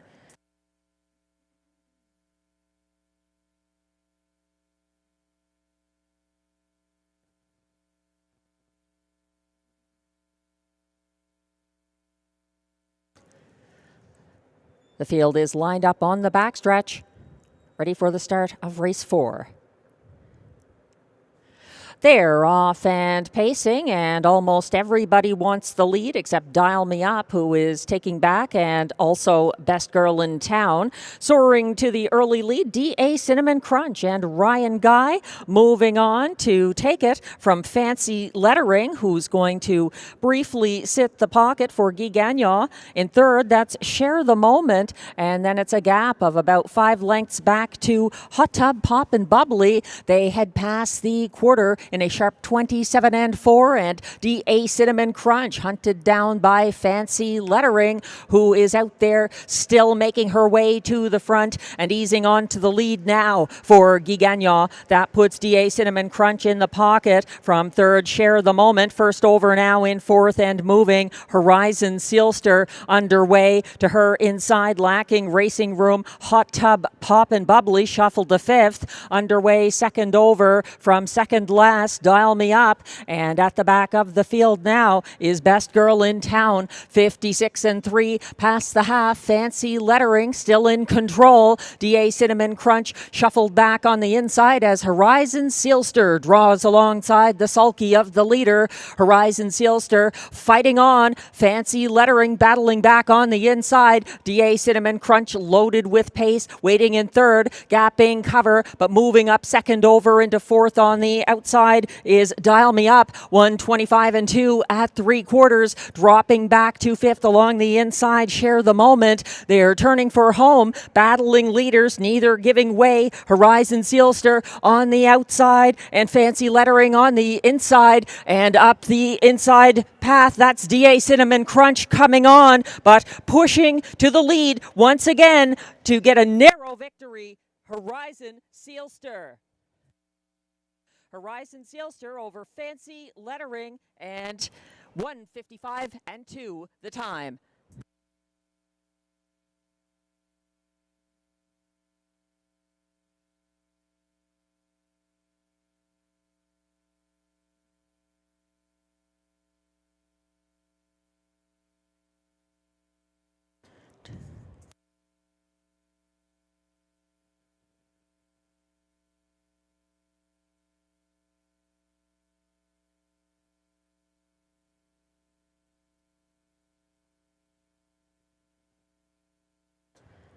Quite a stretch duel in race 4.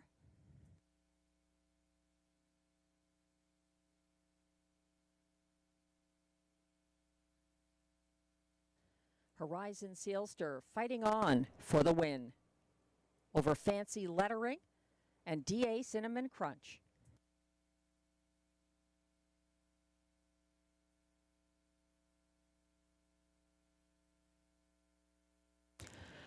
Unofficial top 4 finishers are now posted for race 4.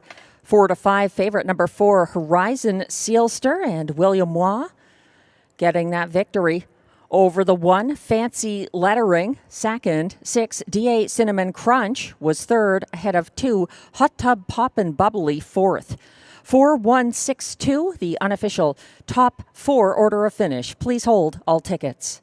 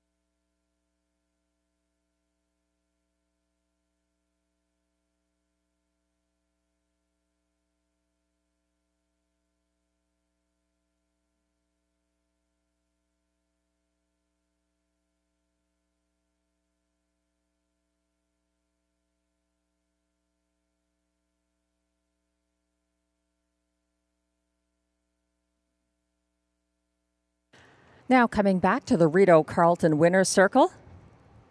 For the second time in a row, it's unofficial race 4 winner, number 4, Horizon Sealster, a 4-year-old bay mare by Bettor's Delight out of Hope and Faith, owned by Julia Ferguson, Lloyd Stone, Coral Bailey, and Sean Vino, all of Ontario. Horizon Sealster was bred by Sealster Farms Incorporated of Ontario, trained by Ted McDonald, and driven to her second consecutive victory by William Waugh. 155 and 2, congratulations, Horizon Sealster.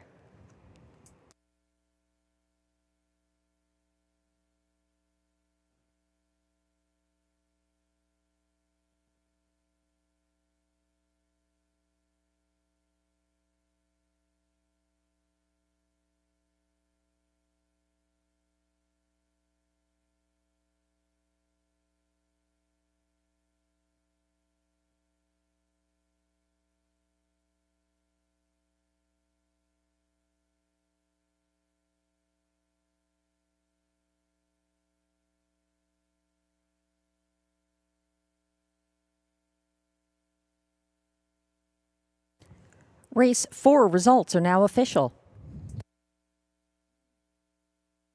Prices are posted for race 4, where number 4, Horizon Sealster, returns $3.60. The $2 4-1 exactor pays $7.20. It's $18.20 for the $1 try 4-1-6 combination, and $51.80 for the $1 superfecta 4-1-6-2 ticket.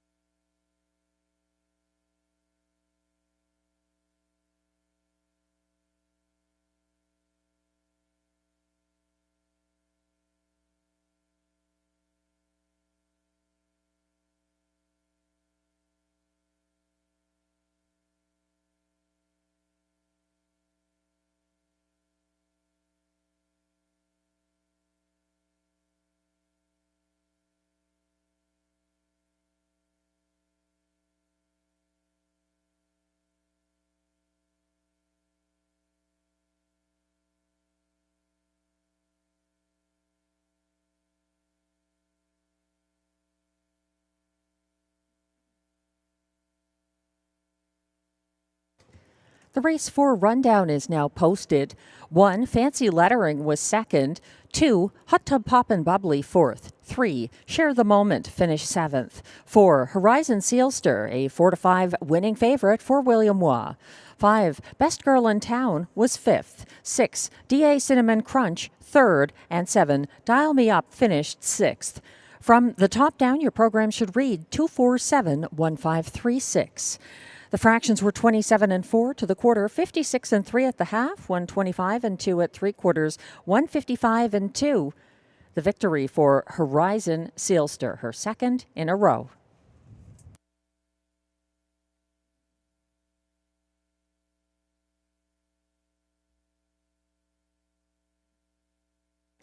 We're back on the trot for upcoming Race 5, Exactor, Triactor, Superfecta, and Pick 3 wagering.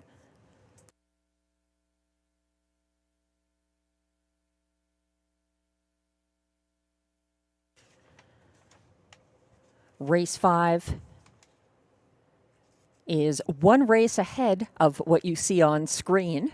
We have one Pick 5 on this 10-race card, and that begins in upcoming Race 6. I've got a ticket mapped out, 20-cent version of it, as shown on screen, costing $19.20.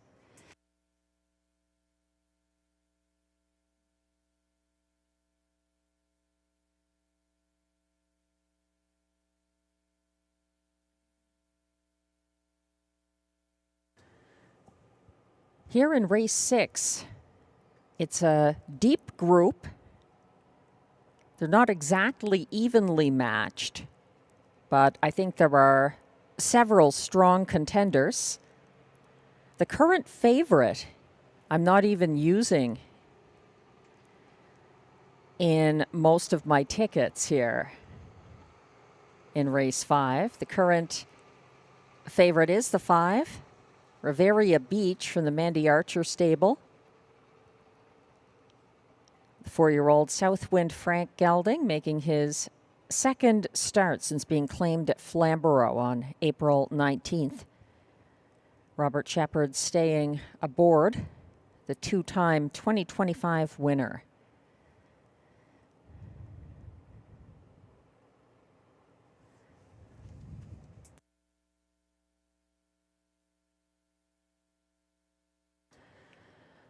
This is the last leg of the early pick 4 and the second leg of the middle pick 4 tonight.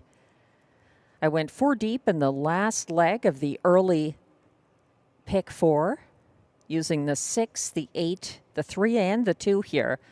And to keep costs down in the middle pick 4, I stuck to just my top 2 horses, one of whom is 12-1 right now from post 6, CS Gold Policy, making a debut for the Mandy Archer stable. And then there's the 8, Cleomax du Hara, with a 5-1 odds because of this post position. She was a beaten 4-5 favorite in her most recent try. Pascal Berube back in the bike on the 8, Cleomax du Hara. And the field is now coming on track for the race 5 post parade.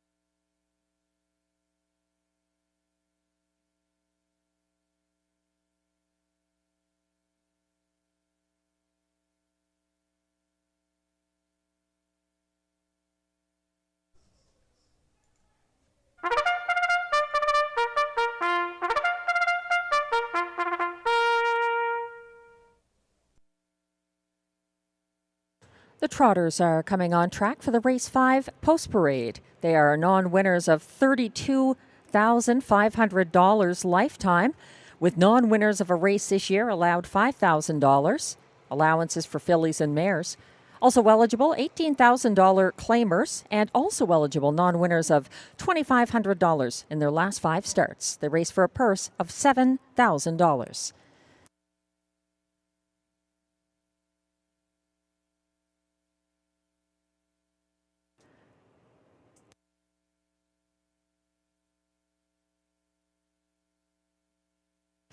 One is Wasting No Time, owned by trainer Yannick Martel of L'Assomption, Quebec, driven by Stéphane Pouliot.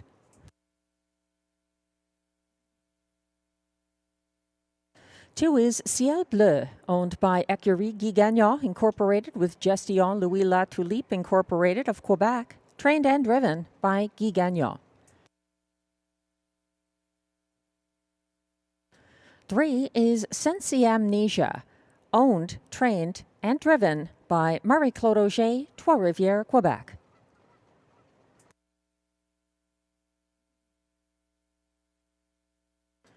Four is Global Money, owned by Nicole Beauvais-Gertner of Apple Hill, Ontario, trained and driven by Pierre Beauvais. 5 is the 5-2 co-favorite Riviera Beach, owned by Jamie Copley of Kenmore, Ontario, trained by Mandy Archer and driven by Robert Shepard. 6 is CS Gold Policy, owned by Jamie Copley of Kenmore, Ontario, with Kimberly Eaton of Brockville and Wayne Hutt of Morrisburg, Ontario, trained by Mandy Archer, driven by Ryan Guy. 7 is Wish Should Tell Me, owned by trainer Gerard Vaillancourt of Kemptville, Ontario, driven by William Waugh.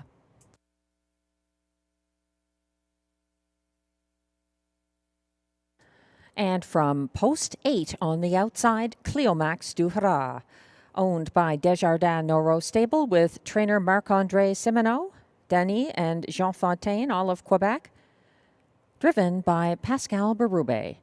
That's your field of 8 trotters for upcoming Race 5, Exactor, Triactor, Superfecta, and Pick 3 wagering available.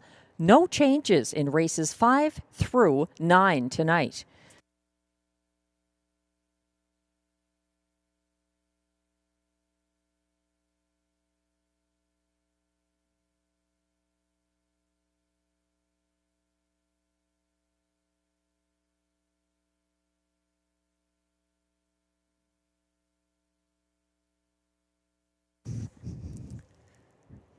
This is a tough field.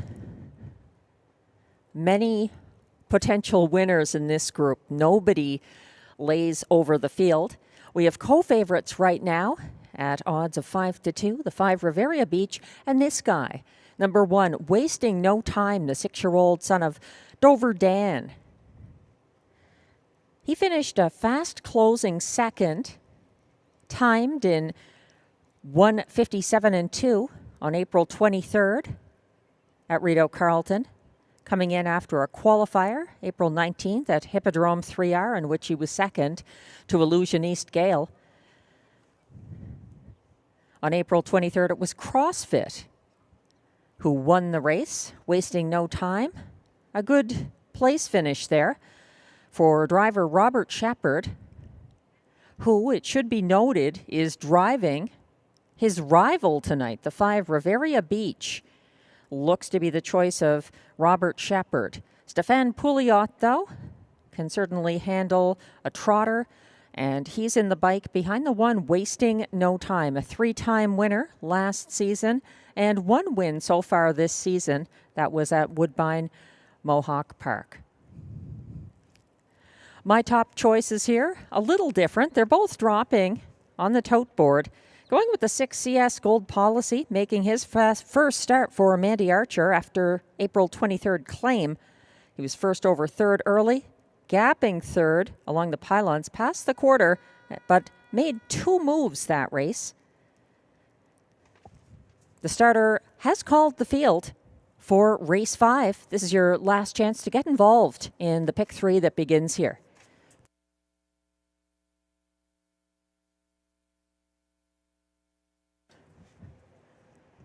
The trotters are lining up now. 1 is Wasting No Time, Stéphane Pouliot. 2, Ciel Bleu, Guy Gagnon. 3, Sensi Amnesia, Marie-Claude Auger. 4, Global Money, Pierre Beauvais. 5, Riveria Beach, Robert Shepard. 6, CS Gold Policy, Ryan Guy. 7, Wish You'd Tell Me, William Waugh. And on the outside, the 8, Cleomax du Hara for Pascal Berube. They're on the turn. Wasting No Time, a few lengths behind the others as this field turns onto the backstretch, approaching the start. He's still a few lengths behind the rest, Wasting No Time.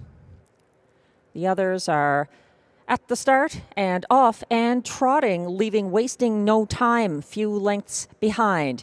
Battling early, Sensi Amnesia seeking the lead ahead of Ciel Bleu, who has it on the inside. Those two battling 1-2 right now, followed in third by Global Money along the pylons. Parked out second right now, that's Sensi Amnesia as Ciel Bleu moves on for Guy Gagnon, claiming command and leading past the opening quarter, 28-3. Ciel Bleu putting Sensi Amnesia into the pocket, and then following that group from third is Global Money. Riveria Beach underway first over, fourth now. Cleomax du Hara out there second over in fifth. Moving up the pylons from sixth for Ryan Guy. CS Gold Policy, Lax Racing Room approaching the half. Third over from the back of the field now. Wish You'd Tell Me. Wasting No Time has caught up, but he still trails this group. 57-4, the clocking to the half as Ciel Bleu keeps a length and a half ahead of Sensi Amnesia, and Global Money defends third position along the inside. Parked out Riveria Beach still sits fourth on the outside and is not advancing, moving up fifth on the inside. CS Gold Policy, Lax Racing Room, second over. Cleomax du Hara is getting the shuffle as they went by 3/4, 1:26-3. Still led by Ciel Bleu.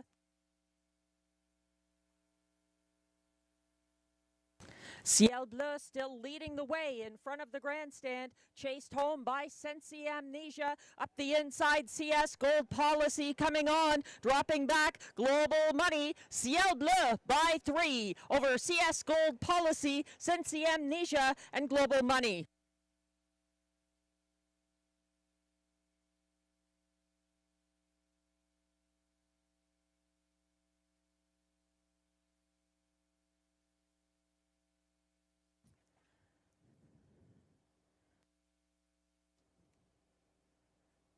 Ciel Bleu, a confident front-end winner for Guy Gagnon.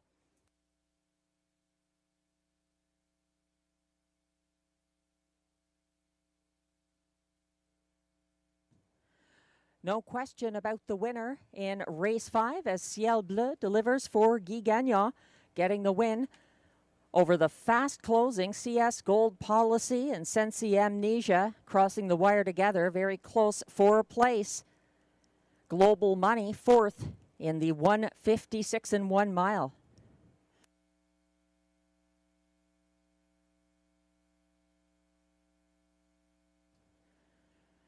Unofficial results are now posted for the top 4 finishers in race 5 at odds of 15-1. Number 2, Ciel Bleu, the race winner for Guy Gagnon, over 3, Sensi Amnesia, second. Edging out 6, CS Gold Policy, third.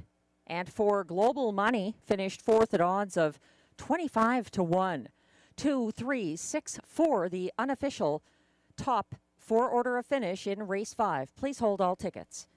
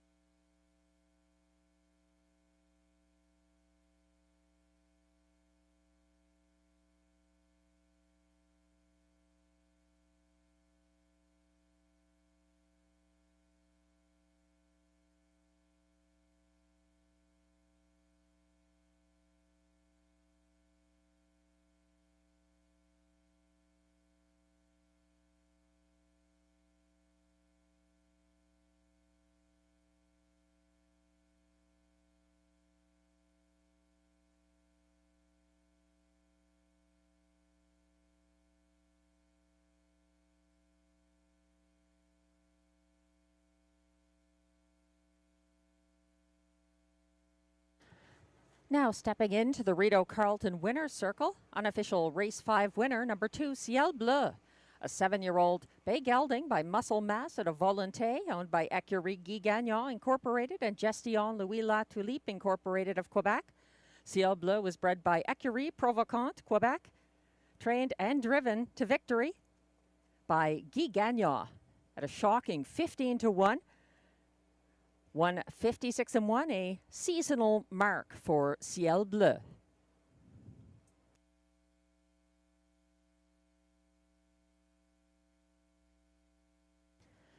And race 5 results are now official.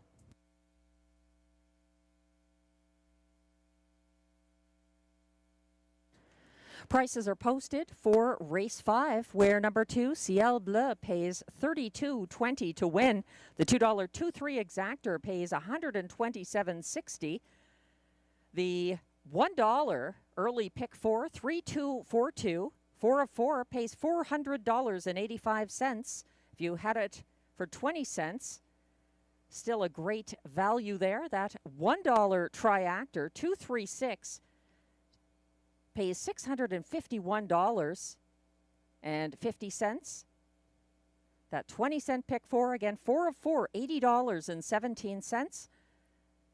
The 20-cent pick 3, $37.66. And if you had the pick 3, 2-4-2 combination, 3 of 3 for $1, $188.30. It pays to play Rideau Carleton.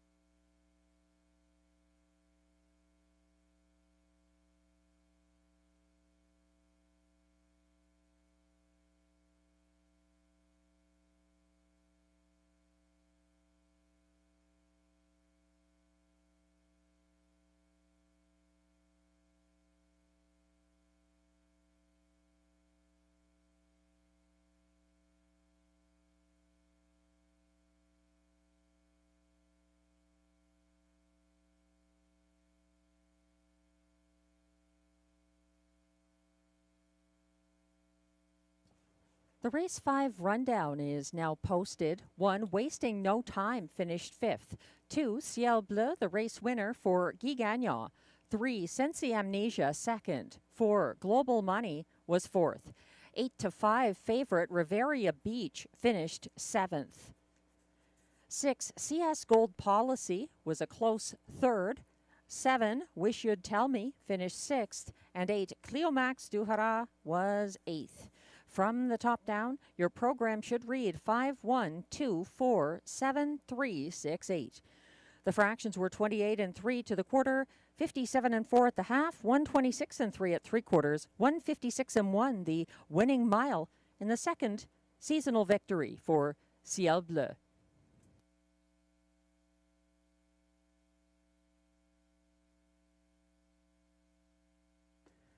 Kentucky Derby 2025.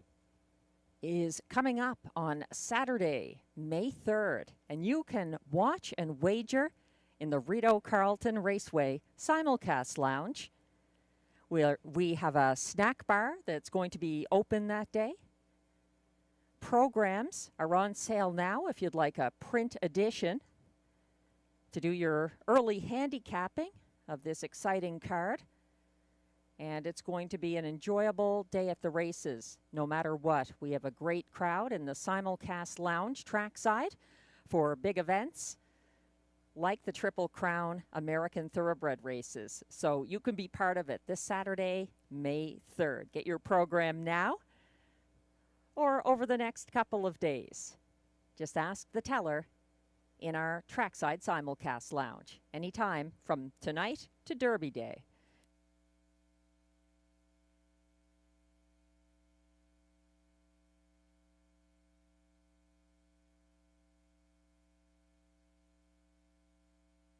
Race 6 is coming up next. No changes in race 6. There's exactor, triactor, super high 5, and pick 5 wagering available.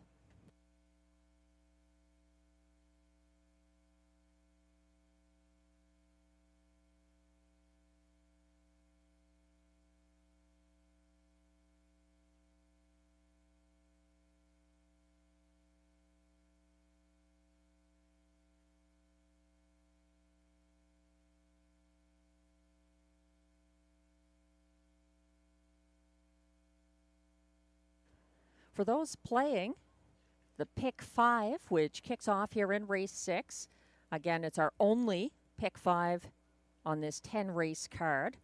There are no changes in any of the legs right up until race 10. In race 10, 2 changes. There is no claiming price on number 2, Major Motion. And also, there's an equipment change in race 10 on the 3. That's La Barbe. He adds blinkers.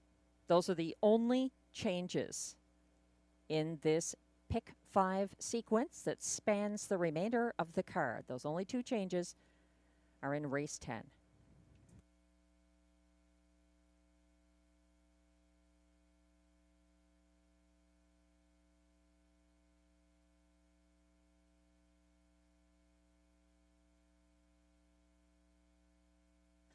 Race 6 trotters are coming on track for the post parade. A competitive field of 9 inexperienced trotters. Definitely a strong wagering race to kick off the pick 5. 9 horses, no changes.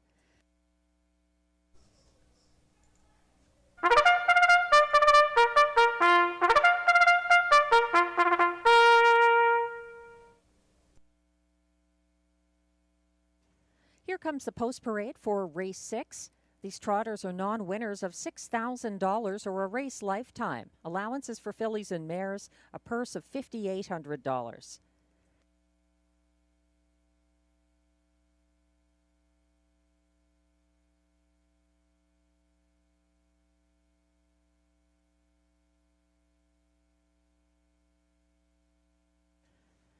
Leading the post parade, number 1 is Greenleaf, owned by Écurie Largo Incorporated of Notre Dame de Lourdes, Quebec, trained by Pierre-Marc Longpré, driven by Jonathan Lapointe.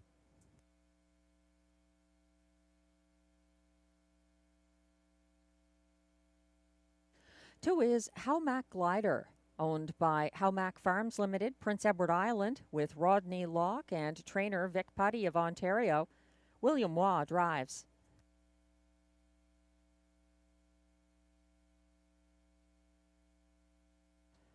3 is Flash Me Some Green, owned by trainer Benoit Hebert with Leah Rose Laverne of Papineauville, Quebec. Pascal Berube drives. 4 is Northern Professor, owned by Jean-Louis Seguin of Gatineau, Quebec, trained and driven by Guy Gagnon. 5 is Gold Dealer, owned by Wade and Philippe Toussaint, Cardinal, Ontario. Trained and driven by Mike Armstrong.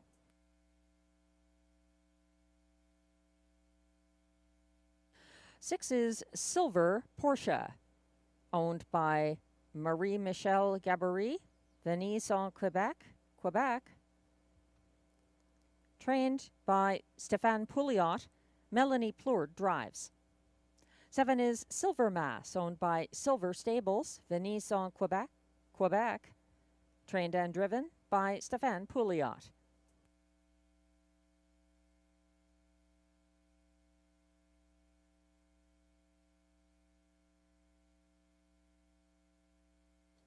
Eight is Diara, owned by Cozen Farms, La Prairie, Quebec.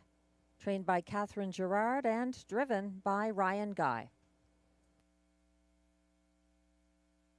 And from trailing post 9, it's D.A. Alexander, owned by Jamie Copley, Kimberly Eaton, and Darren Tingley of Ontario, with Dwayne Tingley of Nova Scotia. Trained by Mandy Archer, driven by Robert Shepard. That's your field of 9 trotters for upcoming race 6. Exactor, Triactor, Super High 5, and Pick 5 wagering. And just to say it again for people who may be unfamiliar with these wagers, if you're new to harness racing and betting, the High 5, you pick the top 5 finishers in this race, race 6. The Pick 5, you pick 5 winners in a row, races 6, 7, 8, 9, and 10. It's a 20-cent base wager for the High 5 and the Pick 5.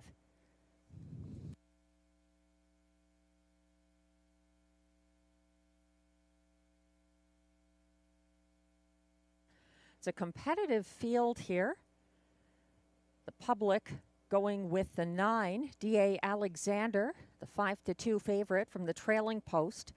This is his first ever start from the second tier. He cleared to the front April 23rd early and faced a first over challenge from Haumac Glider along the backstretch. D.A. Alexander was stung in deep stretch by Gold Dealer that race. He's a strong contender here despite the trailing post.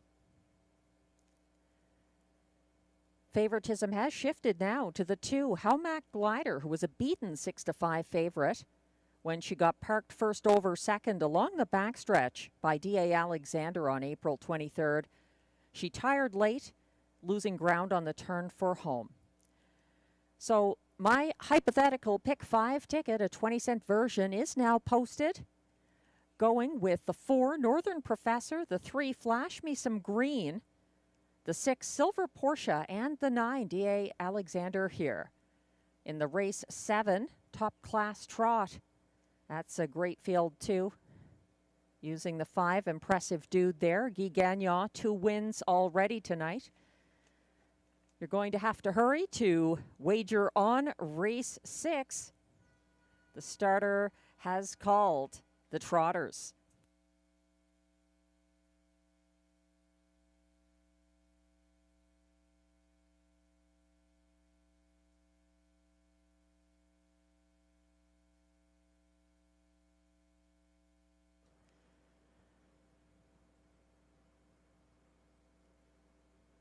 Windows remain open.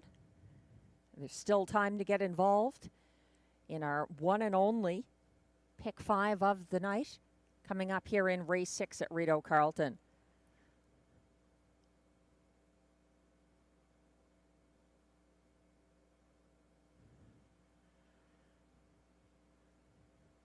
A little bit of a delay at the moment.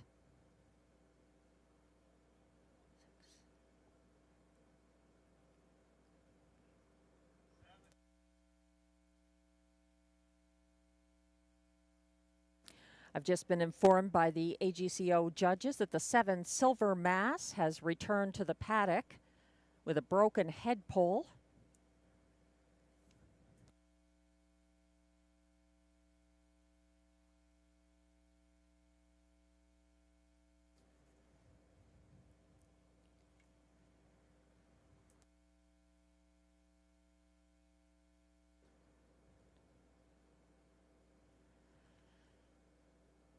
7 is just headed towards the paddock entrance now.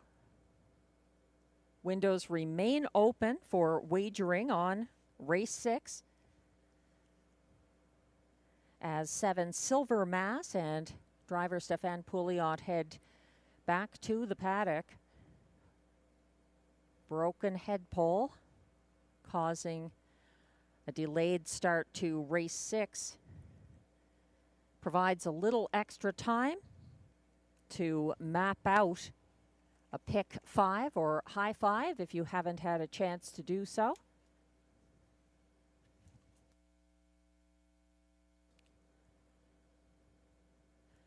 Looks like an equipment adjustment on track right now for the 6 Silver Porsche.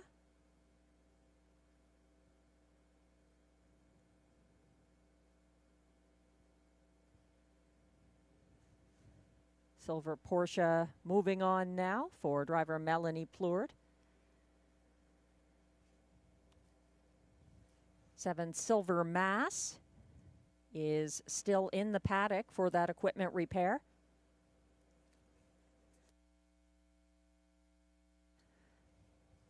My pick 5 ticket back on the screen. As mentioned, going with 4 of them here. My top choice is 4-1, number 4 Northern Professor for Guy Gagnon. In race 7, that's our preferred handicap trot. Going with the 5 Impressive Dude for Guy Gagnon, the 7 Emma Town Bud for Pierre Beauvais, and the 4 Tyrone Bowtie, Mike Armstrong trainee, back in line to Ryan Guy. In race 8, I'm singling 5 The Turning Point for Robert Bernicki and driver Marie-Claude Auger. She has 2 wins already on the card. In race 9, going to the rail for Sea Laird, Vic Putty, teaming up with driver Guy Gagnon on that veteran, and also the 5 Love My Rockin' Bird, getting some class relief that helps his chances. And in race 10, that's a wide open one. I'm using the 1 Silverado, the 14-year-old, as well as 3 La Barbe with that equipment change now, bridle change. The 4 Sunshine Love, despite the recent break for another driver, Mike Healy back aboard him here. And then the 6 Day Trader, Mandy Archer and Guy Gagnon. Can't leave him out in race 10, which concludes this 20-cent pick 5 ticket costing $19.20.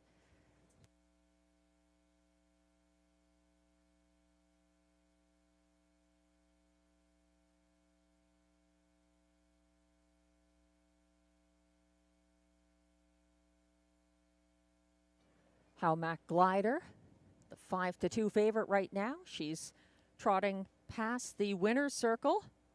Driver William Waugh back in the bike on the 3-year-old Muscle Mass filly.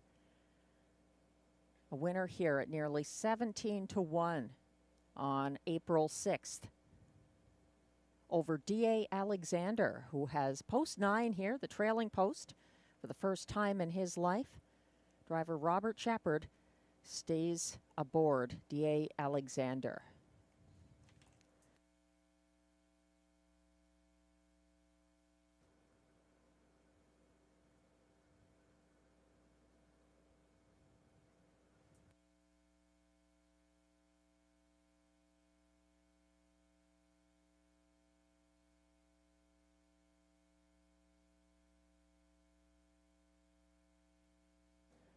Seven Silver Mass has returned to the track. He's on the turn.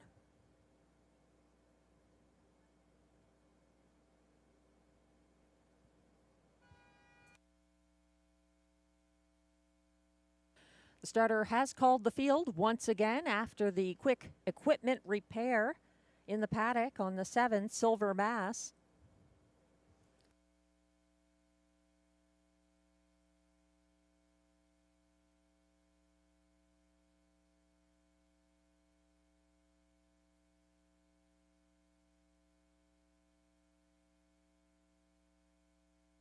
Windows remain open as this field of young trotters assembles behind the gate.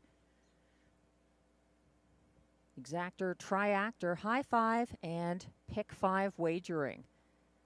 It's great to see a pick 5 sequence with almost no changes, just a bridle change in the last leg. They're lining up now. 1 is Greenleaf, Jonathan Lapointe. 2, Howmack Glider, William Waugh. 3, Flash Me Some Green, Pascal Berube. 4, Northern Professor, Guy Gagnon. 5, Gold Dealer, Mike Armstrong. 6, Silver Porsche, Melanie Plourde. 7, Silver Mass, Stéphane Pouliot. On the outside, 8 is Diara for Ryan Guy. And the trailer is 9, D.A. Alexander, Robert Shepard. They're on the turn, headed on to the Rideau Carleton backstretch for the start of the one and only Pick 5 tonight. Silver Mass and Diara lagging on the outside on an early break. That is Diara. The rest are off and trotting. Greenleaf leaving from the inside to his outside. A bridle-to-bridle battle between Flash Me Some Green and Northern Professor. Northern Professor moving ahead into second to chase Greenleaf and Jonathan Lapointe. And he's not clearing yet as Flash Me Some Green fights back on the inside, moving up second. And Gagnon takes back with Northern Professor to settle third in the early going, just ahead of fourth place. Gold Dealer past a 29 flat opening quarter, opening up by 3 lengths on the front end. Greenleaf is powering on. He's got a 4-length advantage now over Flash Me Some Green in second. Then it's back to third, Northern Professor. In fourth, Gold Dealer. And fifth is D.A. Alexander. Sixth, Howmack Glider. The last 3, Silver Porsche, Silver Mass. And that early miscue cost Diara as she trails by open lengths. The half was reached in 59 and 1, a 30 and 1 second panel for Greenleaf, still keeping 4 lengths ahead of next closest Flash Me Some Green, advancing first over now. A second move from Northern Professor. He's underway for Guy Gagnon, matching strides with Flash Me Some Green once again. Fourth and moving up the inside, Gold Dealer, second over and rushing up into fourth, passing Gold Dealer. That's D.A. Alexander, 129 flat to 3/4. Greenleaf's lead has evaporated as Northern Professor tries to hunt him down first over, and it's D.A. Alexander who looks to spring 3 wide for the stretch drive as this field tries to hunt down Greenleaf and Jonathan Lapointe, strong on the lead, charging at him up the inside. Flash Me Some Green and Pascal Berube on the outside. Northern Professor, too late. It's going to be Greenleaf. A battle for place between Flash Me Some Green and Northern Professor, 159 and 2.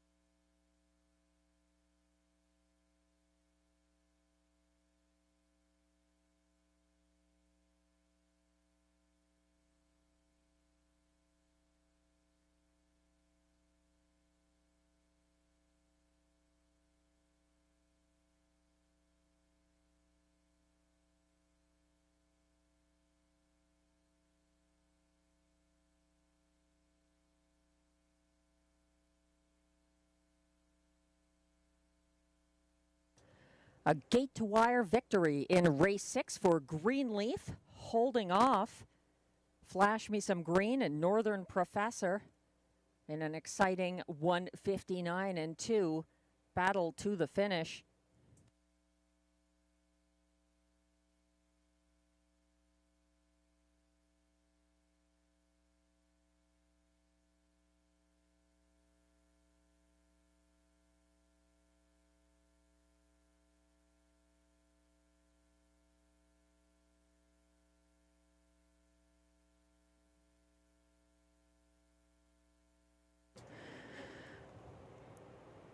Greenleaf has had some bad racing luck, finishing 4th and getting placed 7th for interference here on April 23rd and suffering broken equipment on April 6th.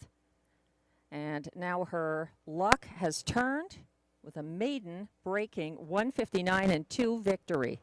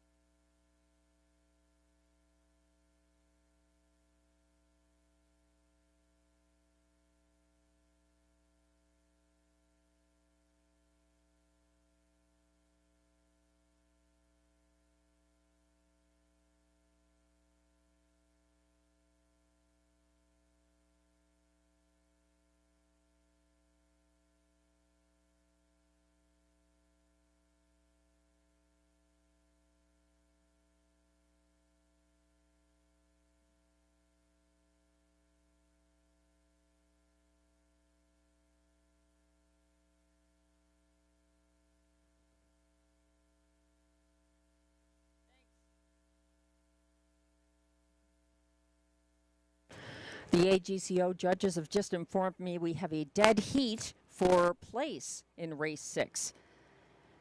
Between 3, Flash Me Some Green, and 4, Northern Professor. But now in the winner's circle, after her maiden victory, number 1, Greenleaf, a 3-year-old bay filly by Green Manalishi out of Wawona, owned by Ecurie Largo Incorporated of Notre-Dame-de-Lourdes, Quebec, bred by Ecurie Gaetan Bono Incorporated, Laval, Quebec, trained by Pierre-Marc Longpre.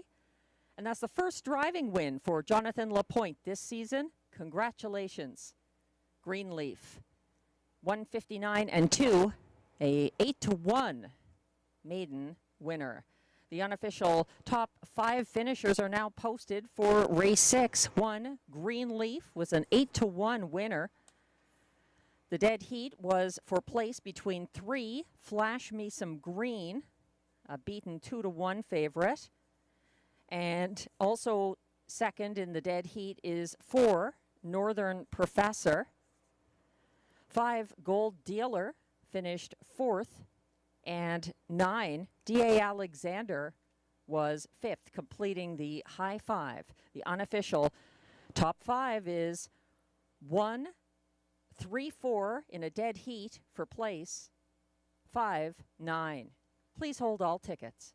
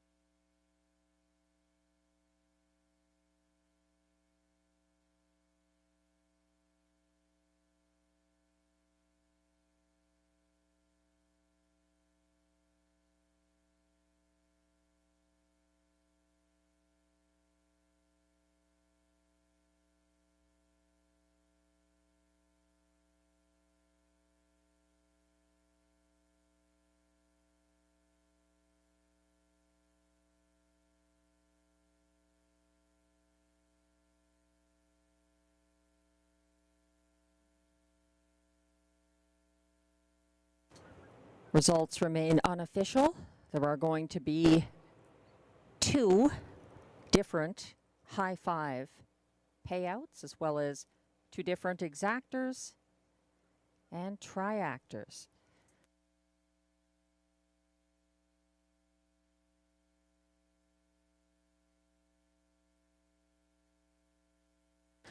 Race 6 results are now official.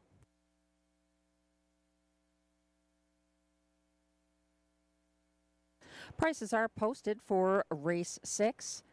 Winner, number 1, Greenleaf, pays $19.40 to win.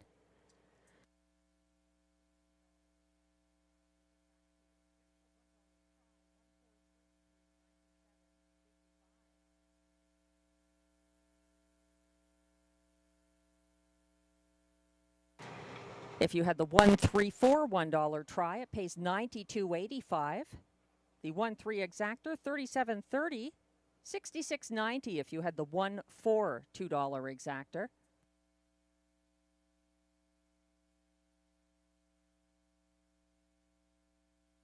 Again, a dead heat for place here, causing the 2 different exactor and 2 different triactor returns. We're also going to have 2 different payouts for the high 5.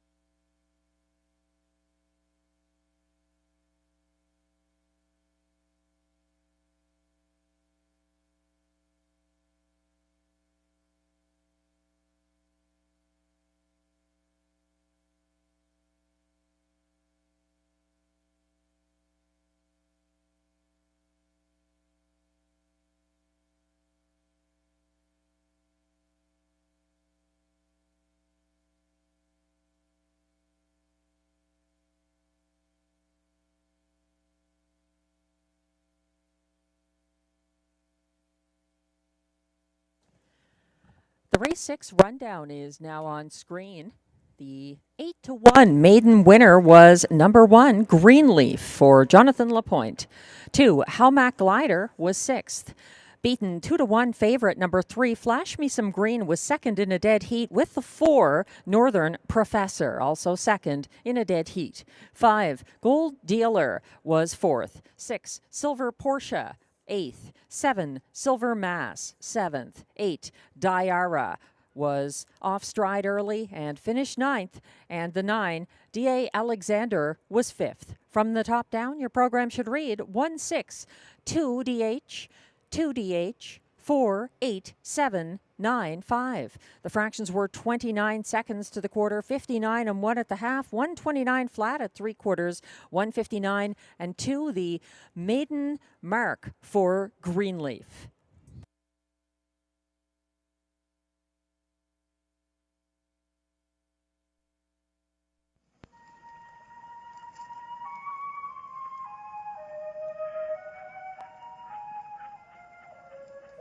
This is Fiona. She is a member of the Canadian goose species, an avid fan of racing at Rideau Carleton Raceway. Not wishing to miss any of the races, she has nested and laid her eggs in the center of the winner's circle. While she may seem distracted, as she follows the action, she is in fact very protective of her nest of 8 eggs. Please be mindful and respect her space during this delicate period. For more information on the Canadian goose, call the Canadian Wildlife Service, Ottawa.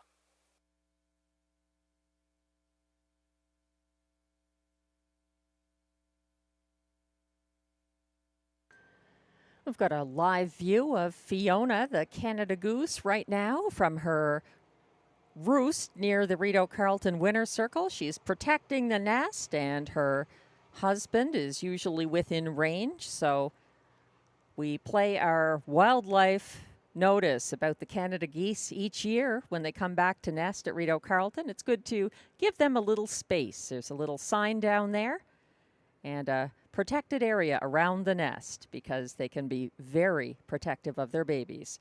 Race 7 is coming up next. First of all, those 20-cent high five payouts from race 6. We had 2 payouts because of the dead heat for place.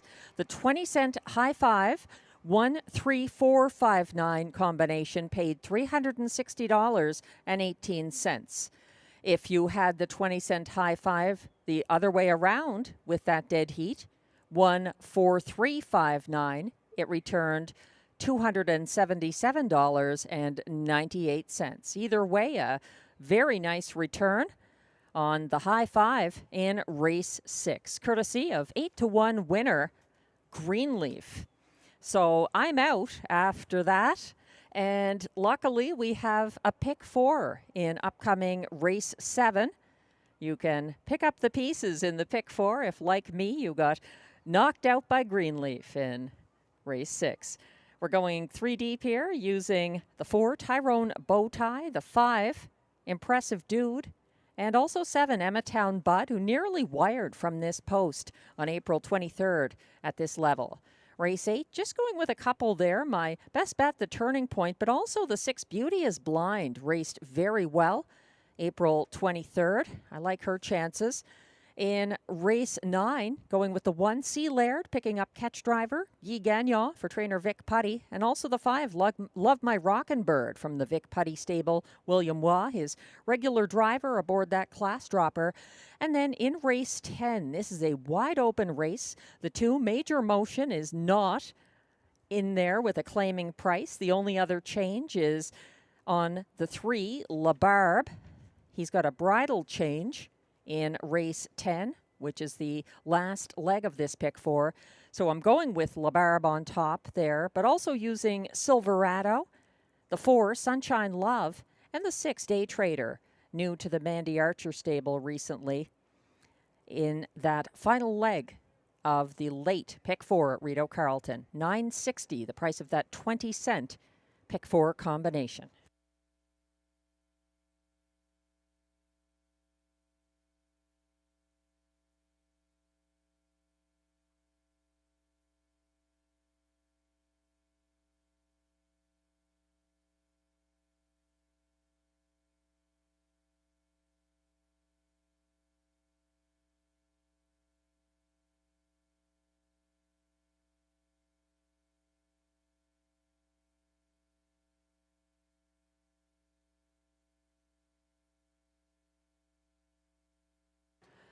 Just to clarify once again, no changes on any of the remaining races except in race 10, where number 3, La Barbe, adds blinkers and 2 Major Motion is not racing as a claimer. No other changes. Always refreshing in a multi-leg sequence when you're not dealing with a lot of changes, particularly driver substitutions or scratches. So it's a nice sequence in our late pick 4 here at Rideau Carleton.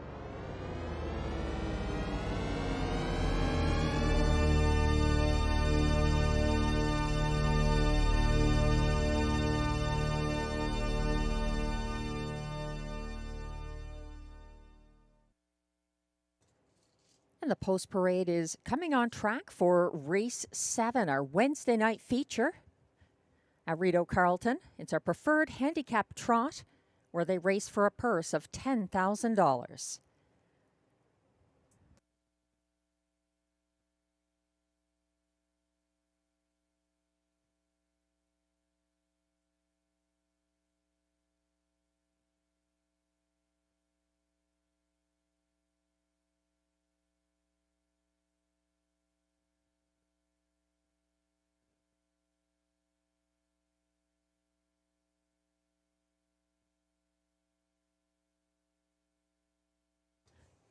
Leading the post parade, number 1 is Cadillac, owned by Michel Grenier of Gatineau, Quebec, trained by Alain Martin, driven by Robert Shepard.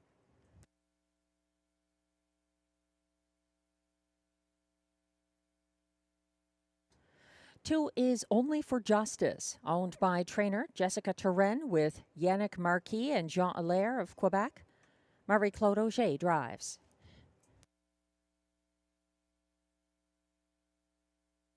3 is Southwind Russian, owned by a numbered Quebec corporation of Gloucester, Ontario, trained and driven by Stéphane Pouliot.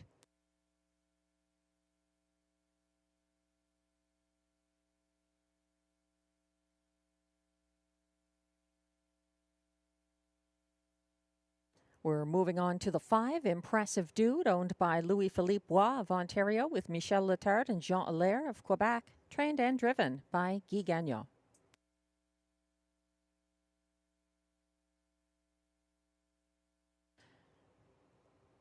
Here comes the 4, Tyrone Bowtie, owned by Cynthia Graham and Mark Mayu of Ontario, with Gillian Keating of British Columbia, trained by Mike Armstrong, driven by Ryan Guy. 6 is Ripped and Ready, owned by Dr. Ruth Irving, Russell, Ontario, trained by Terry Vandenplas and driven by Pascal Berube. 7 is Emma Town Bud, owned by Nicole Beauvais-Gertner of Apple Hill, Ontario, trained and driven by Pierre Beauvais. And on the outside, completing this field from post 8, Raising Rusty, owned by a numbered Quebec corporation of Gloucester, Ontario, trained by Stéphane Pouliot and driven by Melanie Plourde. That's your field of 8 trotters for our upcoming preferred handicap.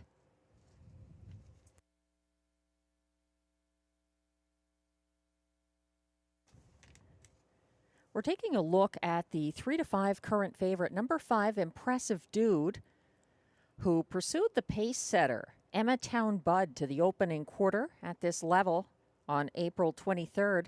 Impressive Dude settled into single file third, past the quarter, and then had a second move. He came first over again on the backstretch, and he faded in the stretch. He held off Tyrone Bowtie for show. It was a game effort. Impressive Dude trying to capture his second win of the year in his second consecutive start at the Rideau preferred handicap level. He's 4-5 right now for Guy Gagnon, a driver of 2 winners so far on the card.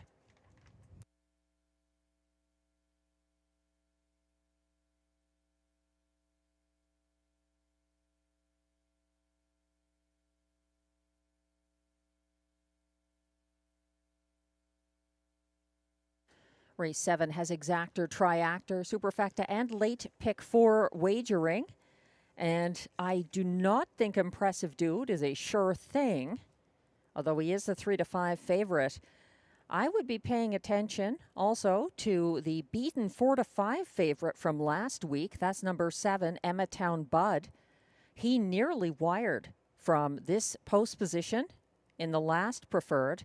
He circled Raising Rusty to grab the early lead on April 23rd, cut the fractions, and then got stung by the pocket-sitting Raising Rusty at the wire. 2-1 right now, the price on Emmatown Bud. The 9-1 on the 4 Tyrone Bowtie also seems high to me. He's one that I've used in this leg, the first leg of the late pick 4. Tyrone Bowtie followed Impressive Dude to the half in the most recent preferred here. He had a first over move at the half and tipped 3 wide too late. He lost momentum on the turn for home. But Tyrone Bowtie making his 3rd attempt at this level, and he hasn't missed a check yet for driver Ryan Guy this season since coming in from Woodbine Mohawk Park.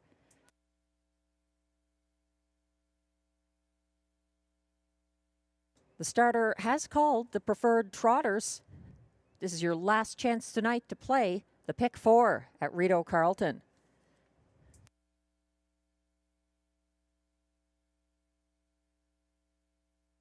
A strong field of 8 about to go behind the gate for the last pick 4 of the night.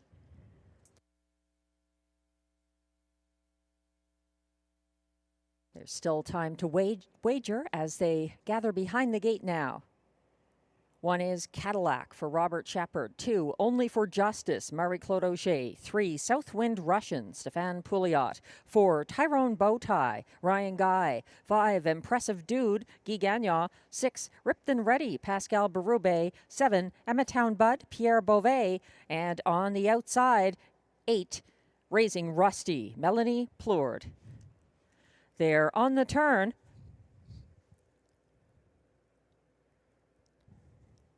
Raising Rusty lining up with the others. Southwind Russian still about 4 lengths back as the starting gate turns onto the backstretch. He's joining the rest. They're lined up for the start. And they're off and trotting with early action from Tyrone Bowtie. Impressive Dude. They're squaring off with Emmatown Bud moving to the front. That's Impressive Dude out sprinting the other 2. And Pierre Beauvais is going to tuck Emmatown Bud into the pocket about 1.5 lengths behind the leader. Tyrone Bowtie is following from 3rd, just ahead of Cadillac. And on a break at the back, that is Southwind Russian, unruly before the quarter. The quarter was reached in 28-1 by leader Impressive Dude, maintaining a length advantage over Emmatown Bud. And then it's about 1.5 lengths back to Tyrone Bowtie ahead of Cadillac. Following from 5th, Only for Justice. 6th is Ripped and Ready. And starting up from 7th, first over, Raising Rusty. Gapping far back after the break is Southwind Russian. They approach the half and reach that point in 57-1. A 29-second second panel for Impressive Dude, still on the front end and widening his lead slightly, about 1.5 lengths over Emmatown Bud. Tyrone Bowtie looms the danger from 3rd. He hasn't been asked yet, but looks to move soon as the backfield is gearing up now, approaching 3/4. Here comes a first over move into 4th from Raising teasing Rusty, and second over behind him past 3/4. That looks to be Ripped and Ready, 125 and 2 at 3/4. An impressive dude is living up to his name. He's opening up now, charging for home. Tyrone Bowtie trying to eat into that lead though. Impressive dude, Tyrone Bowtie. Impressive dude, Tyrone Bowtie gets the victory. Impressive dude second. It was Emmetown Bud third, possibly only for Justice. Up for fourth, 154 and 2.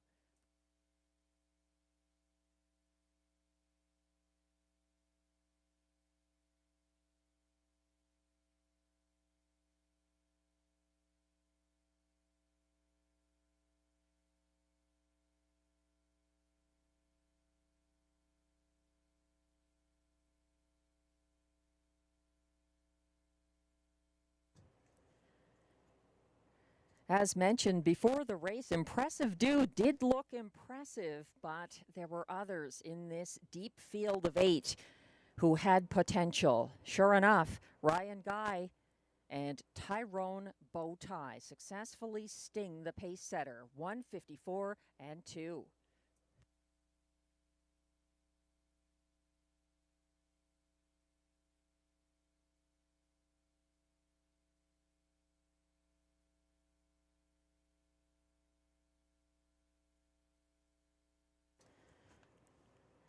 The unofficial top 4 finishers are now posted for race 7 at odds of 8-1.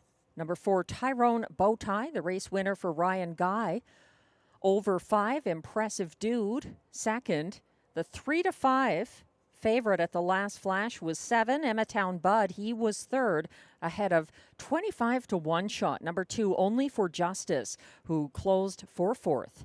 4, 5, 7, 2, the unofficial top 4 order of finish in race 7. Please hold all tickets.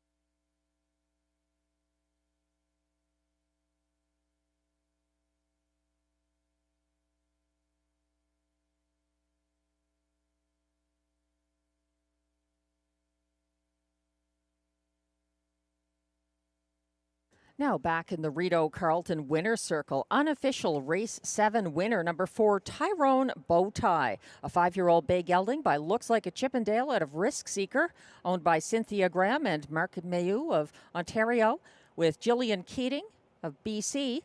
Bred by Cynthia Graham and William Wolfrey, Ontario. Trained by Mike Armstrong, driven by Ryan Guy.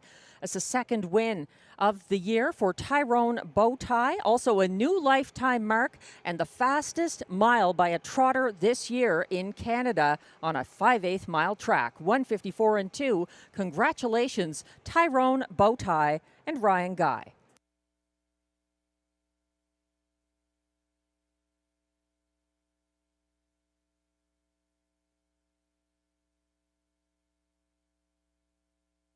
Race 7 results are now official.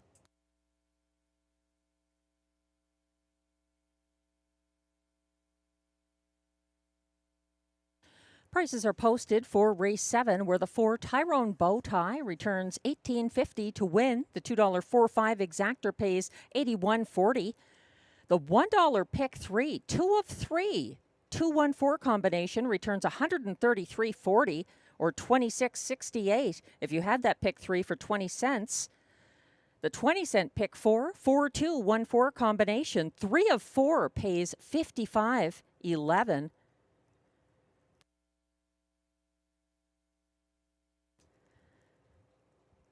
Again, that exact or 4-5 $2 ticket, $81.40, $85.75 for the 4-5-7 $1 try, and $370.25 if you had that $1 superfecta 4-5-7-2. 3 of 4 in the pick 4. The $1 ticket, 4214, 3 of 4, $375 and change.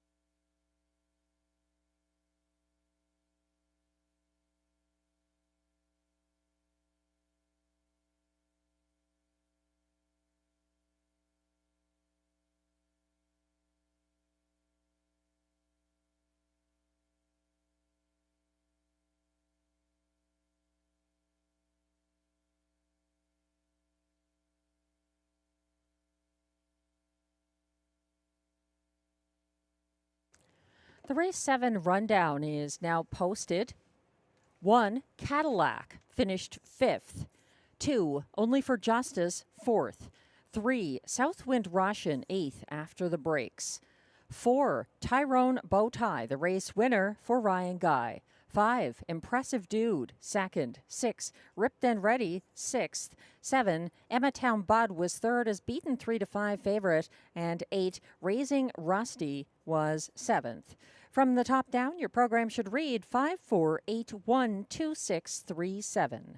The fractions were 28-1 to the quarter, 57-1 at the half, 125-2 at 3/4, 154-2, a new lifetime mark and a Canadian seasonal mark for a trotter on a 5/8 mile track. Congratulations, Tyrone Bowtie and Ryan Guy.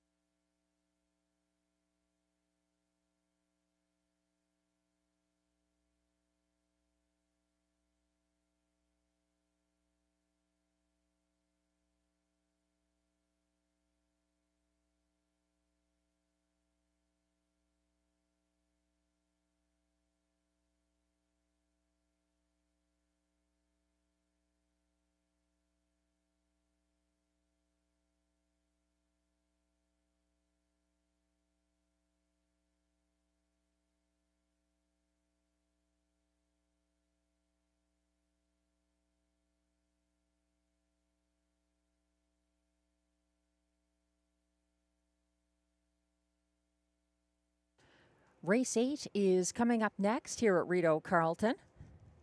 And it's a very strong group of pacing mares. The current favorite at odds of 9-5 is Beach Journey, despite post 7. She was second by a neck from this post on April 23rd for trainer-driver Guy Gagnon. It was a brave effort, but 9-5 from post 7 is a little tough. I think this mare prefers a front-end trip most of the time.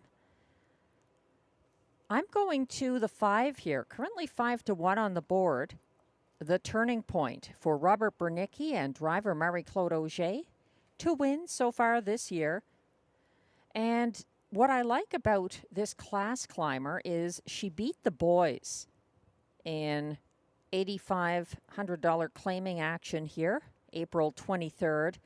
La Barbe was very tough that race. She and La Barbe went off as co-favorites, and after she made front, there was no catching the Turning Point in that 156-2 mile. I think she's very competitive here and draws the statistically best post for Rideau Pacers so far this meet. Post 5, the Turning Point, my best bet. Favoritism has shifted towards the 6. Beauty is Blind for Marc-Andre Simino and Pascal Berube. She was also involved in a stretch battle and had a couple of moves here on April 23rd. She returns to the same post in pursuit of her first victory this season. She hasn't missed the board, though, in 3 starts so far this year. That's 6. Beauty is Blind.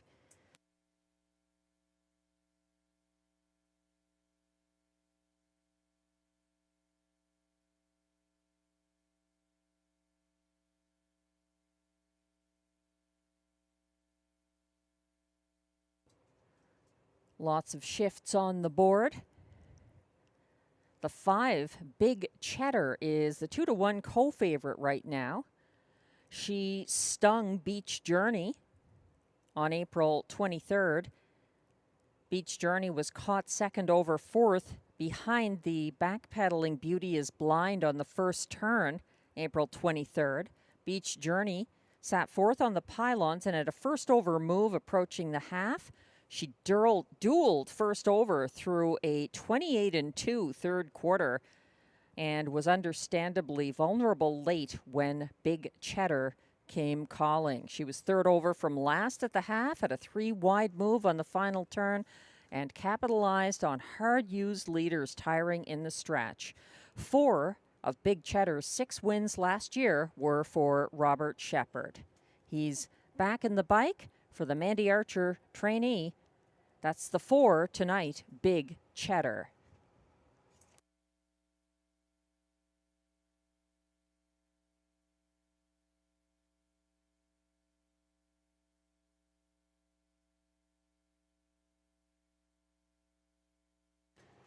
As we wait for the post parade to come on track, just a little more about my top choice here, the 5.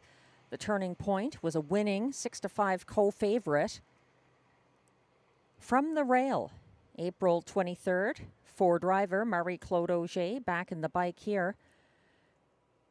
She stretched out the co-favorite at odds of 6-5, La Barbe on the first turn, and refused to sit the pocket.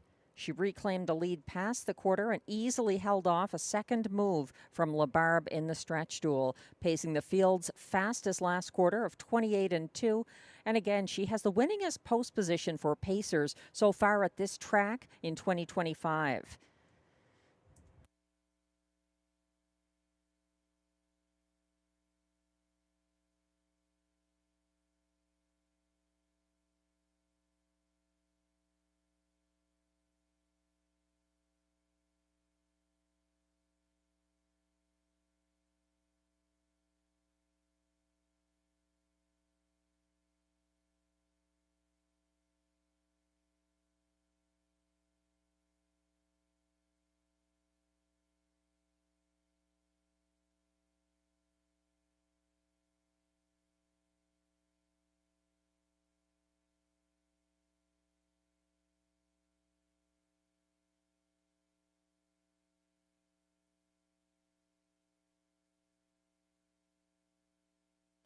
The pacing mares are coming on the track for the Race 8 Post Parade. Once again, Exactor, Triactor, Superfecta, and Pick 3 wagering available.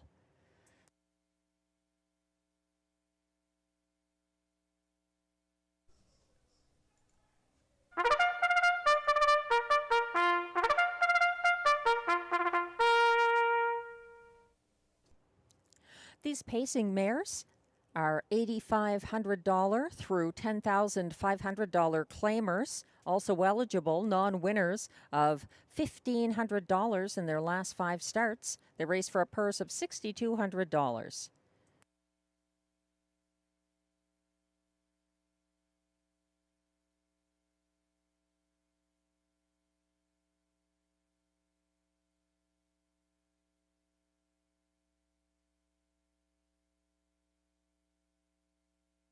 One is Monterey Jackie, owned and trained by Steve Germain of Ottawa, driven by Ryan Guy.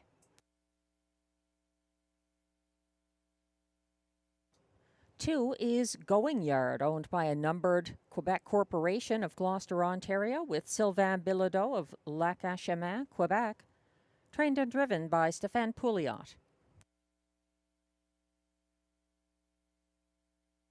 3 is Ronde du Lac, owned, trained, and driven by Michel Lagacé of Terrebonne, Quebec.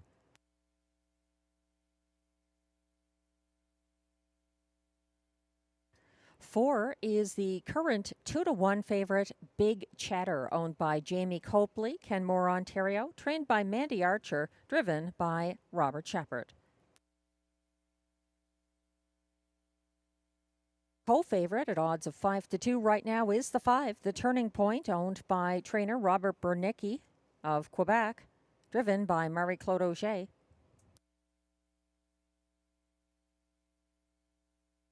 6 is Beauty is Blind, owned by Desjardins Noro Stable, with trainer Marc-André Simoneau and Jean Fontaine, all of Quebec.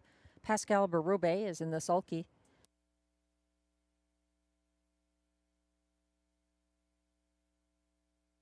And from post 7, completing this field, Beach Journey, owned by Écurie Guy Gagnon Incorporated, with Frédéric Gagnon of Gatineau, Quebec, trained and driven by Guy Gagnon.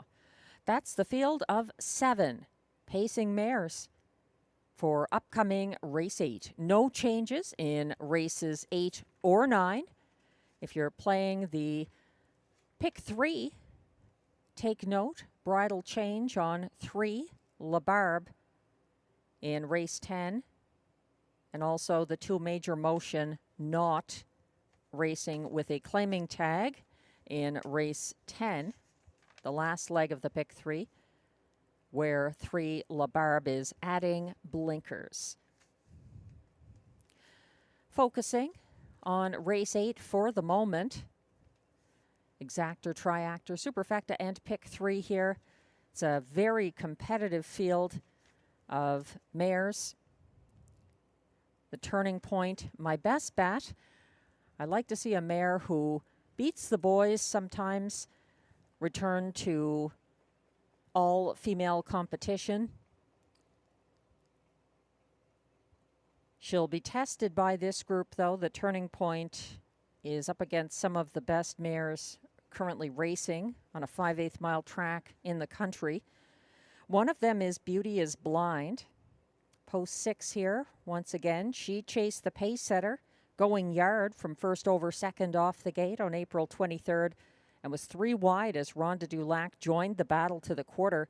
Beauty is Blind finally cleared in front of the grandstand and fought hard gate to wire. Post 6 here for Pascal Berube at a price of 3-1.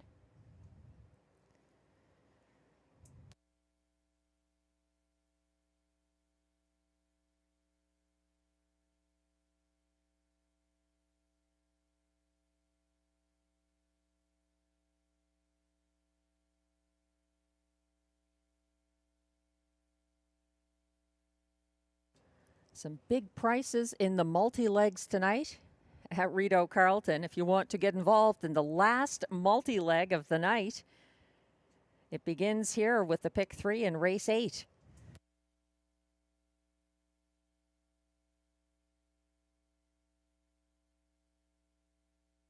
The starter has called the field for race 8. Last chance to wager.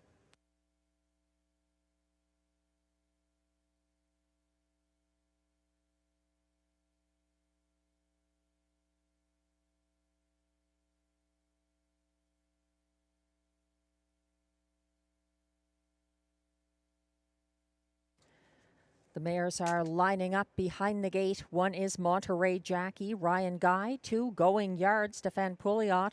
3, Ronde du Lac, Michel Legasse. 4, Big Cheddar, Robert Shepard. 5, The Turning Point, Marie-Claude Auger. 6, Beauty is Blind, Pascal Berube. And on the outside, number 7, Beach Journey for Guy Gagnon. They're all lined up on the turn. Monterey Jackie having caught the field after gapping early. They're all in line.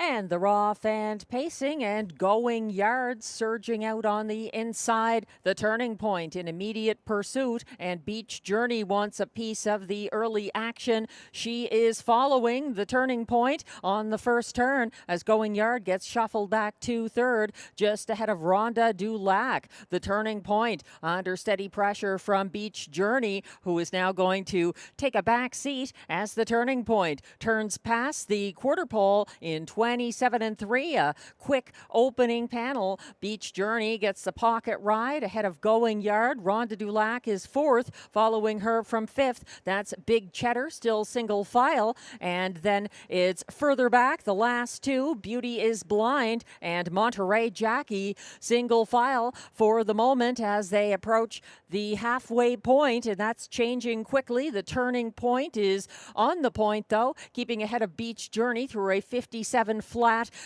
half, and then Going Yard on the inside is confronted by the first over Ronde du Lac, who is advancing uncovered into third. Following her cover, it looks to be Big Cheddar on the outside, but she's caught behind that stalling cover of Ronde du Lac. She is second over and trying to push ahead. Fighting back on the inside now. Third, that's Going Yard coming from the back of the field, getting in motion late. Monterey Jackie, 125 and 4 at 3/4. The Turning Point is turning for home and setting up for a showdown with Beach Journey, who's had the perfect pocket ride tonight. The Turning Point faces her main adversary down the lane. It's the Turning Point on the point for Marie-Claude Auger, her 3rd driving win of the night. Finishing second was 7, Beach Journey.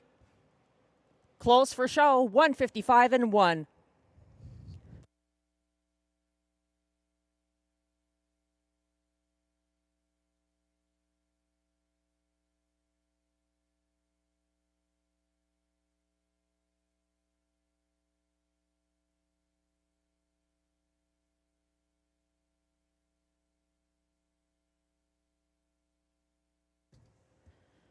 She was a best bet who lived up to expectations.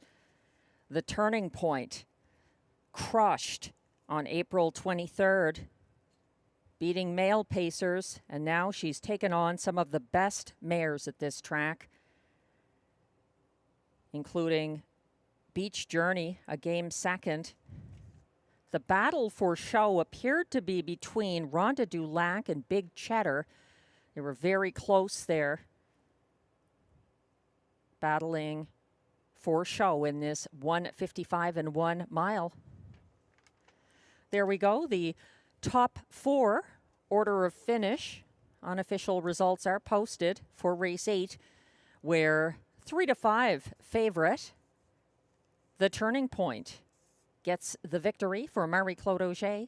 Over 7, Beach Journey second. 45 to 1, the odds on Ronde du Lac, who closed for show, edging out for Big Cheddar, who was 4th. 5-7, 3-4, the unofficial top 4 order of finish in race 8. Please hold all tickets.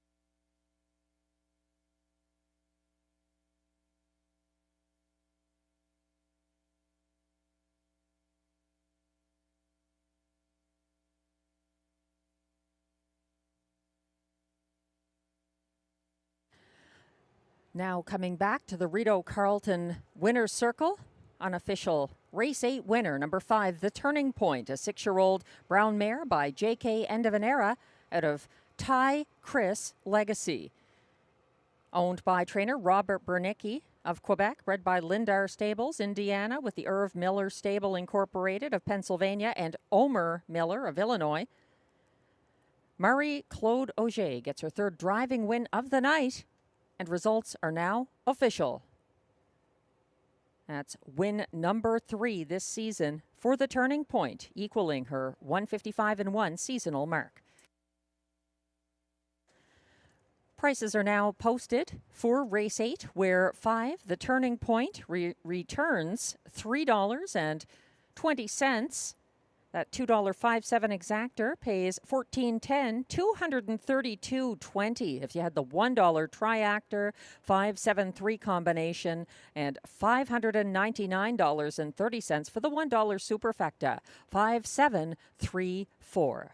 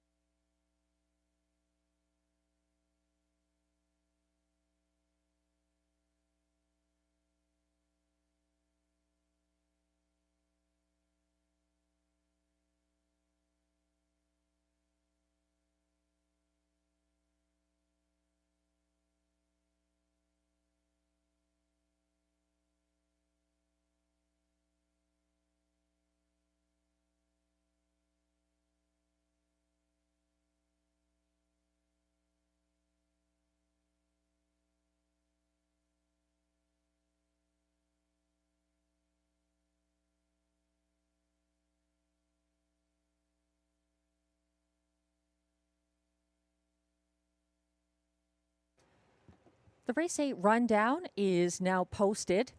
1, Monterey Jackie finished 7th. 2, Going Yard was 6th. 3, Ronda du Lac was 3rd, ahead of 4, Big Cheddar 4th. 5, The Turning Point, the race winner for Marie-Claude Auger. 6, Beauty is Blind was 5th, and 7, Beach Journey 2nd. From the top down, your program should read 763-4152.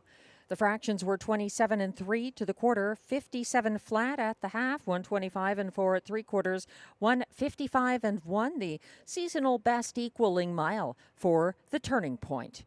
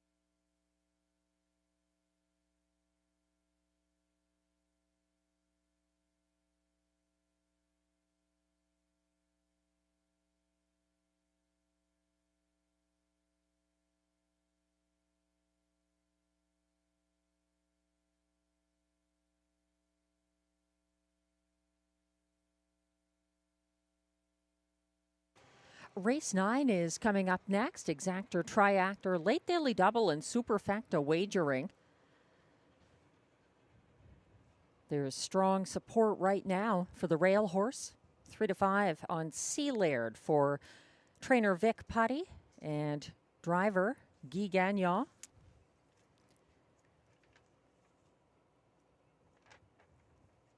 Couple of wins for Guy Gagnon already tonight. Race 5, a surprising 15 to 1 upset with the 2 Ciel Bleu, and also a maiden victory in the first of the night. Amicable Hanover, a winner for Mandy Archer and Guy Gagnon.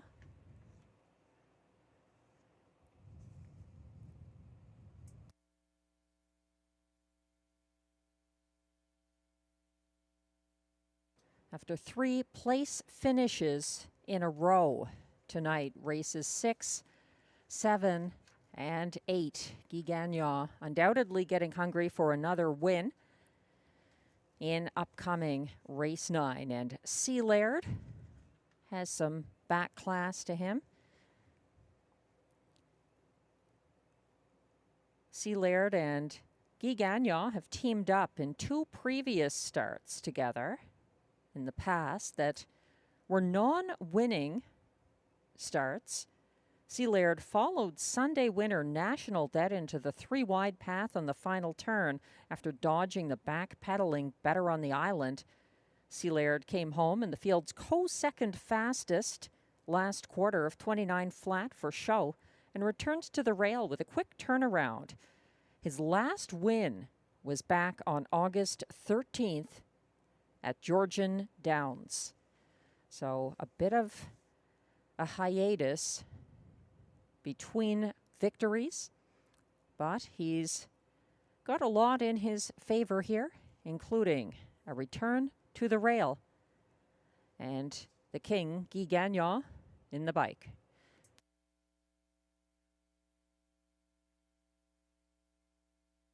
If you're playing the late daily double, keep in mind in race 10, Major Motion is not in for a claiming tag, and there is a bridle change on 3, La Barbe. He is adding blinkers. No other changes in races 9 or 10 this evening.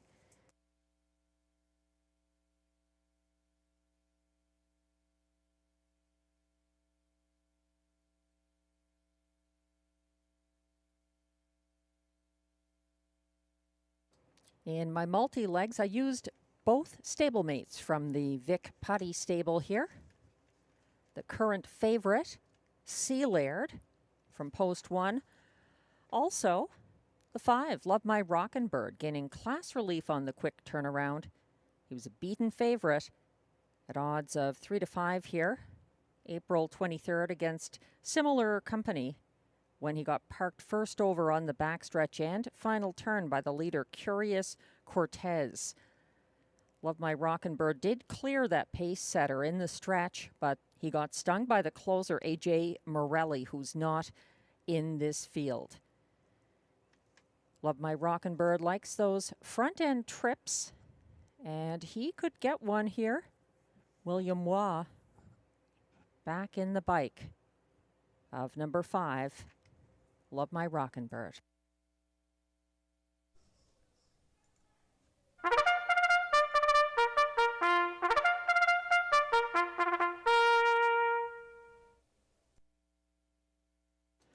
Here comes the post parade for race 9.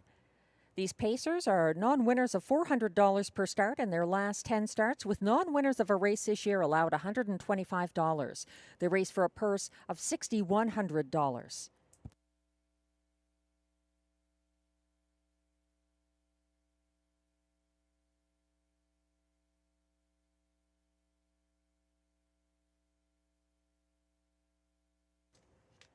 Number 1 is the current 4 to 5 favorite, Sea Laird, owned by trainer Vic Putty of Mountain, Ontario, and catch driven by Guy Gagnon.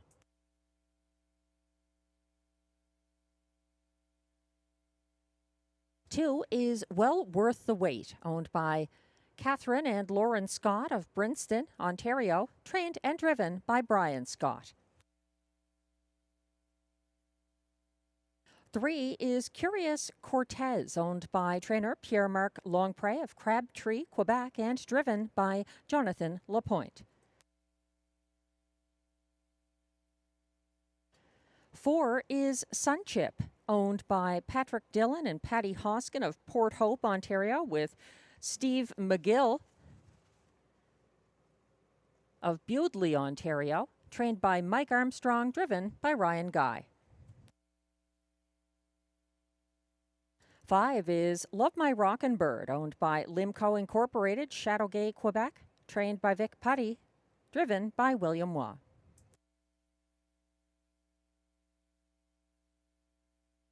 6 is I'm a Dude, owned by a numbered Quebec corporation of Gloucester, Ontario, trained and driven by Stéphane Pouliot. 7 is Saskabush Steve, owned and trained by Alain Martin of Gatineau, Quebec, driven by Robert Shepard. And completing the field from post 8, Perfect Rollo, owned by driver Sylvain Lacaille of Saint-Paul-de-Joliette, Quebec, trained by Kelly Duval-Lacaille. That's the field of 8 for race 9, exactor, triactor, superfecta, and late daily double wagering, with no changes in race 9.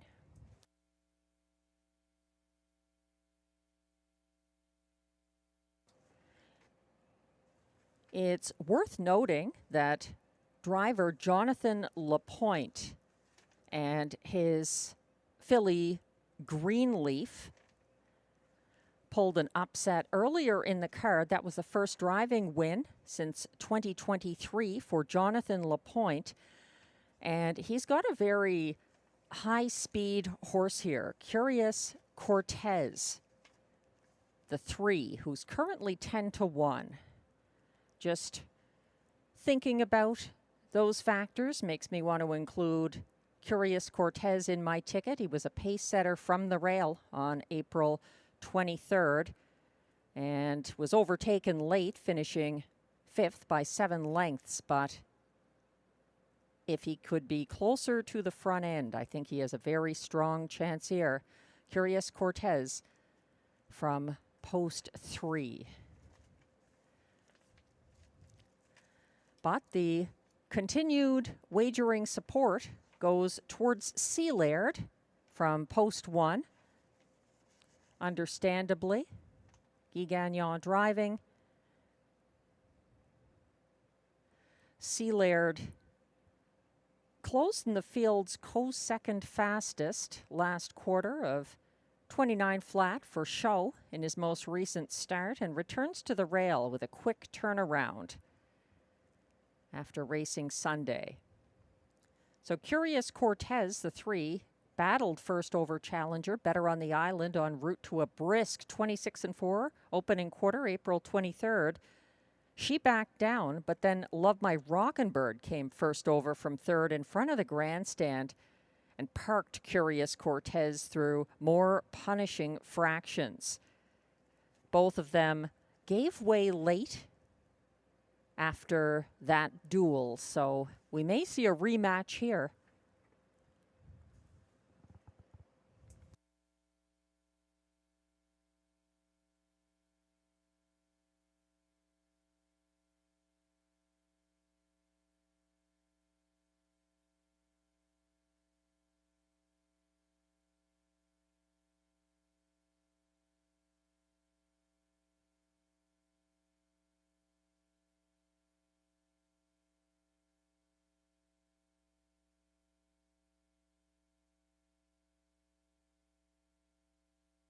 The starter has called the field for race 9. This is your final chance to play the late daily double at Rideau Carleton. The Pacers are lining up. 1 is Sea Laird, Guy Gagnon driving. 2, Well Worth the Wait, Brian Scott. 3, Curious Cortez, Jonathan Lapointe. 4, Sunchip, Ryan Guy. 5, Love My Rockin' Bird, William Waugh. 6, I'm a Dude, Stefan Pouliot. 7, Saskabush Steve, Robert Shepard. And on the outside, 8 is Perfect Rolo for Sylvain Lacaille. They're all lined up on the turn.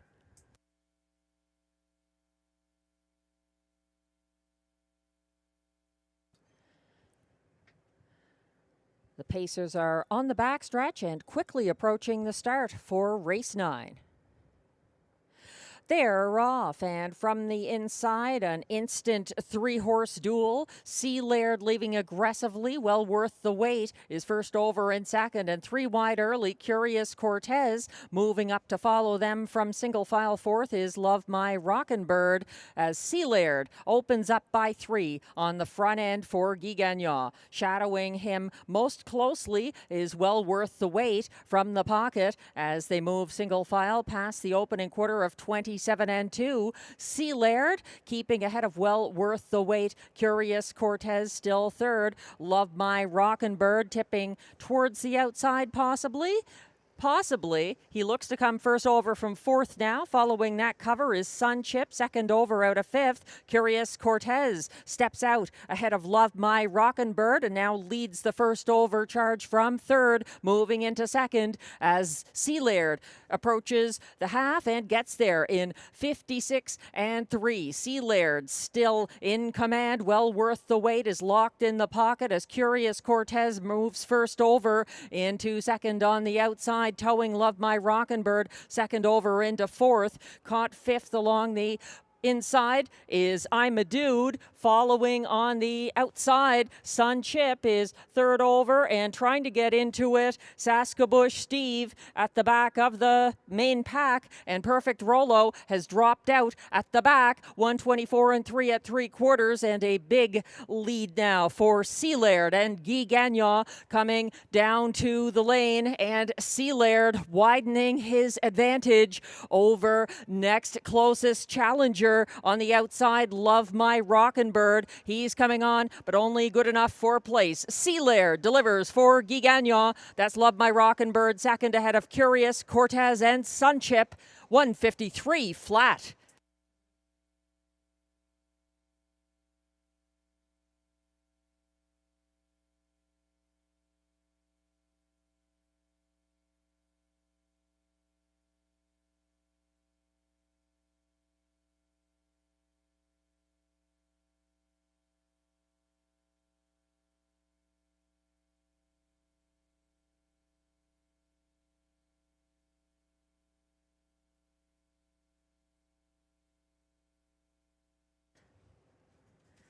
Guy Gagnon was clearly hungry for a win after 3 consecutive place finishes tonight, and he had the perfect horse and post position for this impressive multi-length 153 flat victory. Sea Laird in race 9.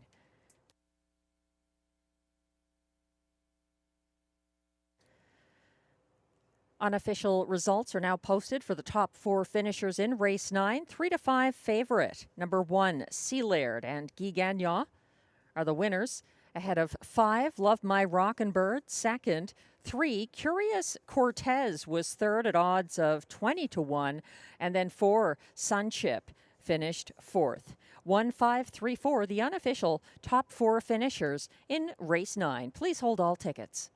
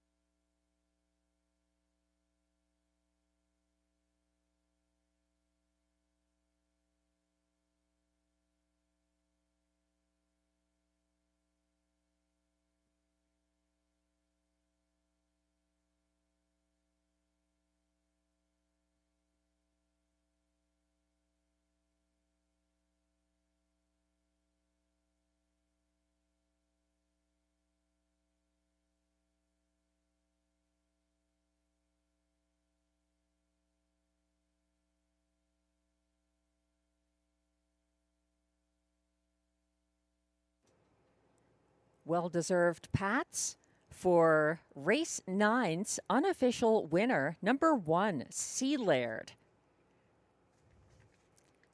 He's a 9-year-old, bay gelding by Custard the Dragon out of Devil Likes It Hot, owned by trainer Vic Putty of Mountain, Ontario, bred by Sea Spray Stables Limited, Nanaimo, British Columbia. Driven to victory by Guy Gagnon. That's the first win this season in start number 5 for Sea Laird. 153 flat. An impressive outing. Congratulations, Sea Laird.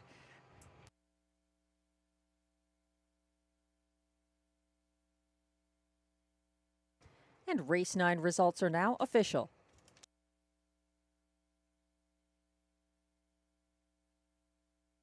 Prices are posted for race 9, where the 1 Sea Laird returns $3.50 to win. The $2 1.5 exactor pays $7.60.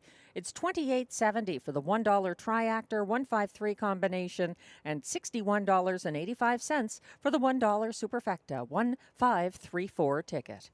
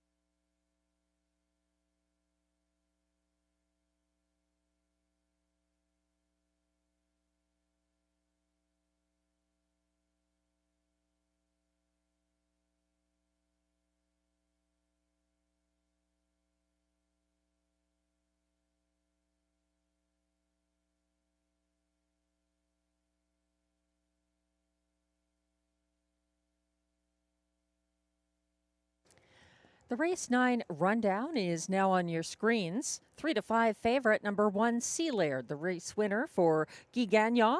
That's the 3rd driving win of the night for Guy. 2, well worth the wait, was 7th. 3, Curious Cortez, 3rd. 4, Sunchip, 4th. 5, Love My Rockin' Bird was 2nd. 6, I'm a Dude, finished 6th. 7, Saskabush Steve was 5th. And 8, Perfect Rolo finished 8th. From the top down, your program should read 173-42658. The fractions were 27 and 2 to the quarter, 56 and 3 at the half, 124 and 3 at 3/4, 153 flat, the winning mile, Sea Laird.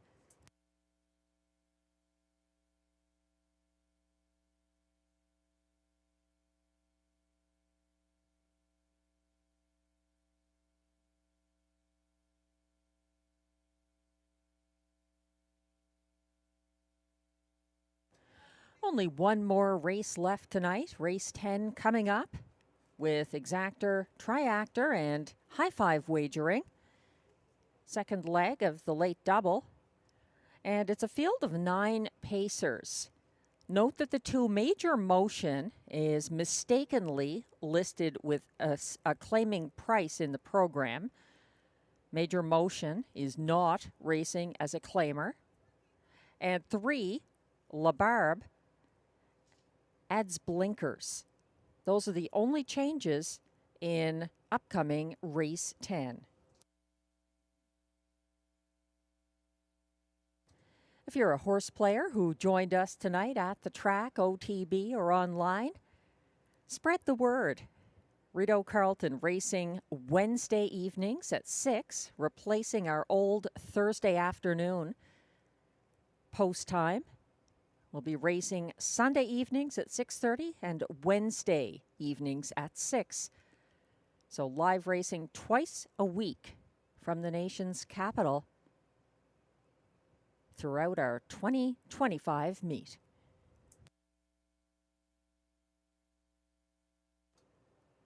And it's worth mentioning again, as we wait for the Race 10 Post Parade, Kentucky Derby Day coming up this Saturday. You can pick up print programs starting tonight at the track. Just ask a teller or a staff member and they can help you get your Kentucky Derby program. So you can work on that ahead of time. Some huge pools, great betting opportunities. You can take it in Saturday here at Rideau Carleton in our trackside simulcast lounge. Good company and the snack bar will be open. Also stick around. Tammy Forgey's free-to-play on-track handicapping contest has a jackpot that's up to $1,000. And it's on Kentucky Derby Day coming up in the early evening in our simulcast lounge. So lots of reasons, at least 1,000 of them, plus the Run for the Roses this Saturday in our simulcast lounge.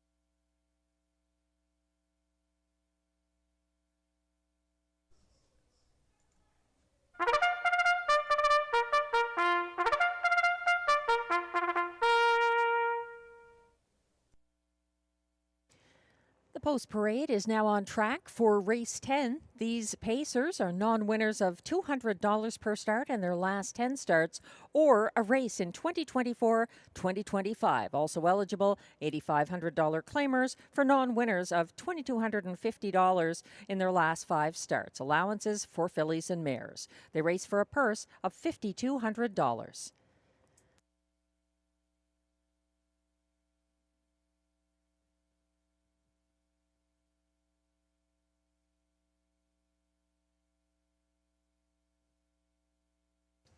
One is Silverado, owned by trainer Wayne Laviolette of Dunrob in Ontario, driven by Ryan Guy. 2 is Major Motion, who does not race for a claiming tag. He is owned and trained by Jennifer McBride of Almont, Ontario, and driven by Pascal Berube. 3 is La Barbe, owned by a numbered Quebec corporation of Gloucester, Ontario, trained and driven by Stéphane Pouliot. 4 is Sunshine Love, owned by Kristen Trudeau of Gatineau, Quebec, trained by Stéphane Meyer and driven by Mike Healy.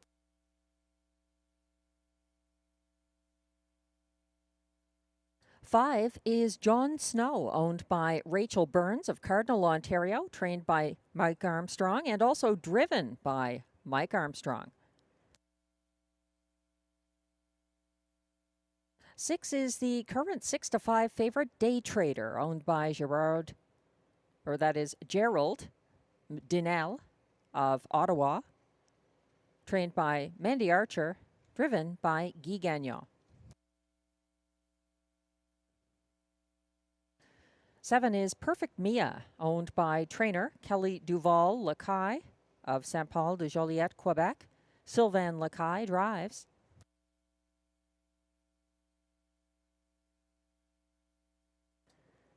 Eight is Savoir du Haras, who races without Lasix, for owner Barry Treen of Spencerville, Ontario. He's trained by Jacob Copley and driven by Robert Shepard.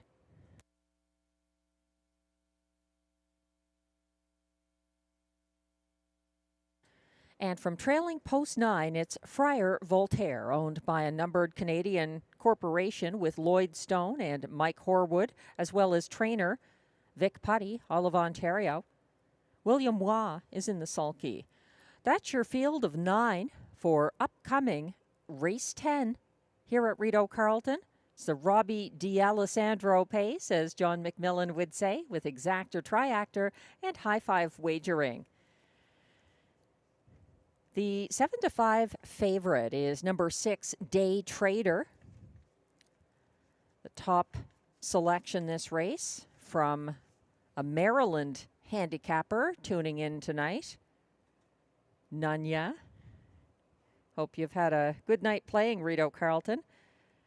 The 6-Day Trader is making a quick turnaround. He was parked to the quarter Sunday. He backed down to single file 6th and then came second over to follow the cover of Mock Art in Motion on the second turn. He closed 3 wide and dead heated for show. Day Trader, the current favorite, as Guy Gagnon looks to go back to back after winning race 9 with Sealaird. I would have a little more respect than that for the current 6-1. Make that 5-1 horse here, a beaten 6-5 co-favorite in his most recent. That's La Barbe. He squared off against the Turning Point in early and late speed duels at this track on April 23rd. He was a game place finisher, and I would say gets a bit of class relief here, even though it was a mare who beat him. I made her my best bet of the night. She was a winner, a confident winner in race 8, and La Barbe was her top rival that race. 5-1, very generous on him here.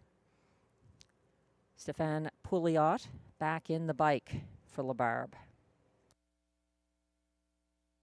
5-2 on number 1, Silverado, the 14-year-old.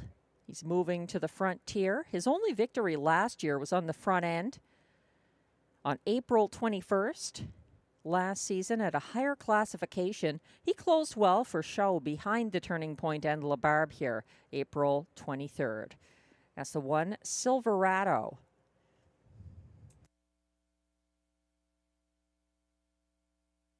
Another getting some attention is the 4, Sunshine Love, who broke leaving April 13th, or April 23rd, I should say. He's now reunited with his regular driver, Mike Healy. They had 3 wins together last year.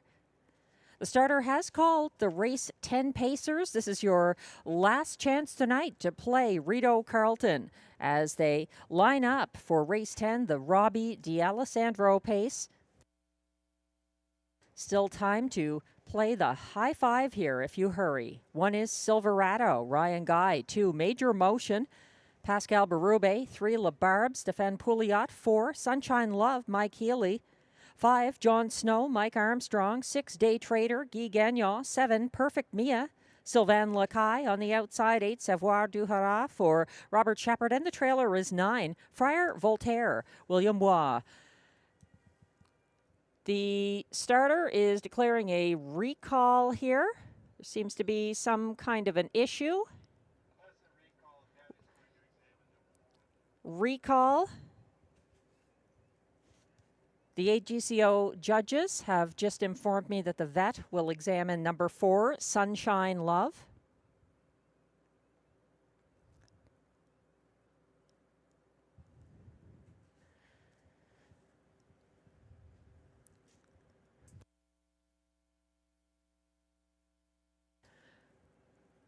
Most of the field still behind the starting gate as it slows. Again, we have a recall in race 10.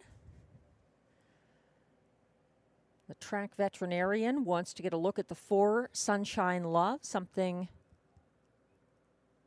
may have been amiss as he lined up behind the gate.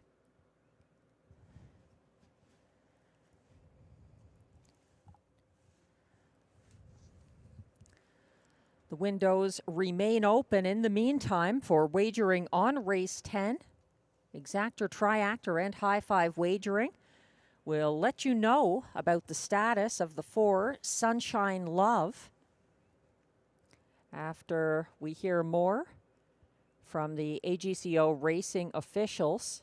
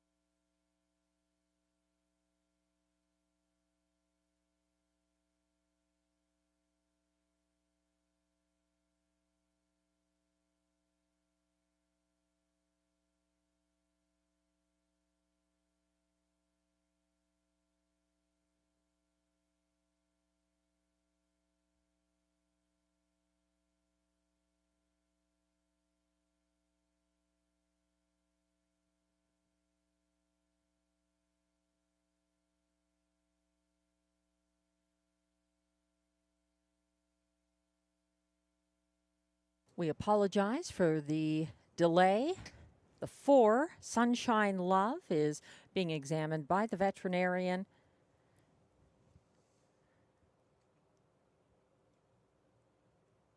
Windows remain open for race 10 in the meantime.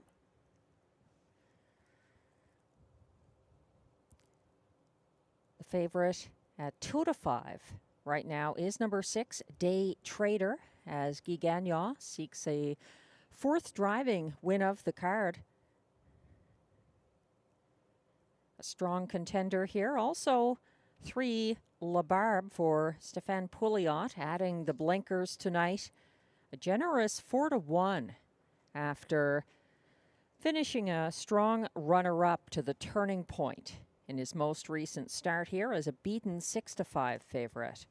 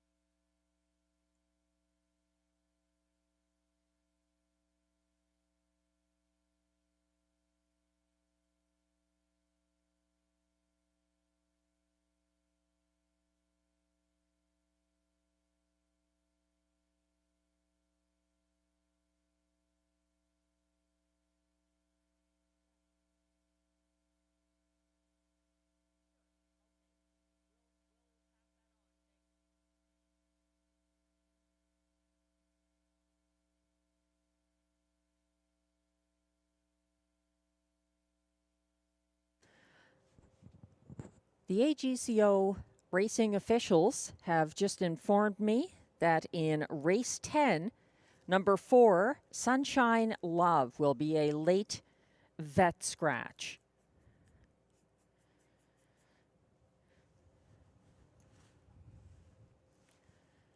For Sunshine Love, a late vet scratch in race 10.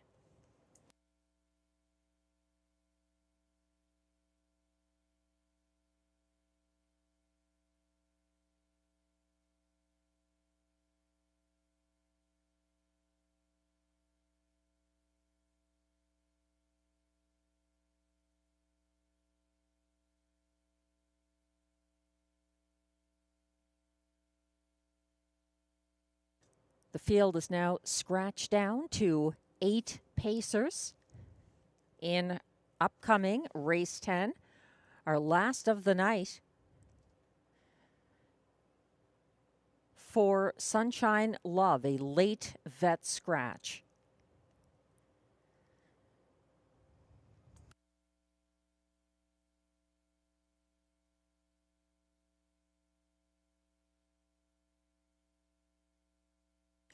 The rest of the field keeping calm on track as they wait to go behind the gate momentarily here for our last of the night.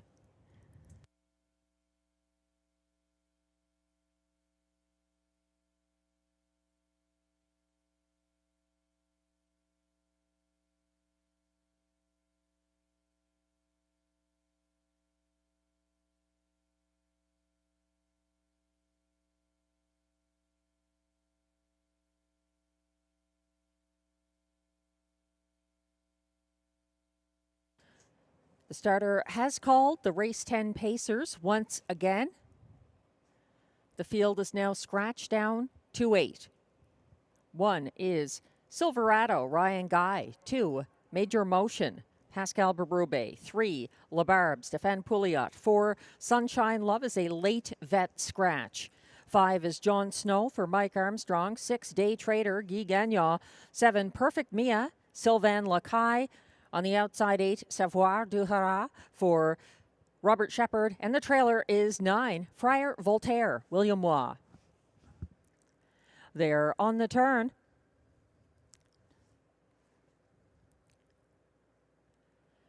Now they're on the backstretch.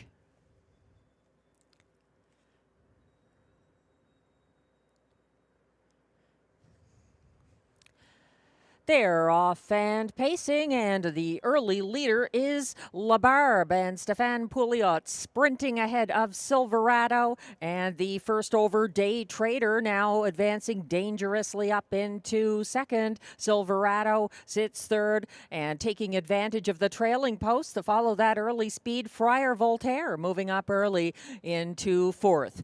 A challenge to LaBarbe at the opening quarter from the 1-5 favorite Day Trader, who's first over in second, past that 27-4 first clocking. And now LaBarbe leads unchallenged as Day Trader has opted for the pocket. Following from third, Silverado. Fourth, Friar Voltaire. Fifth on the inside, Major Motion.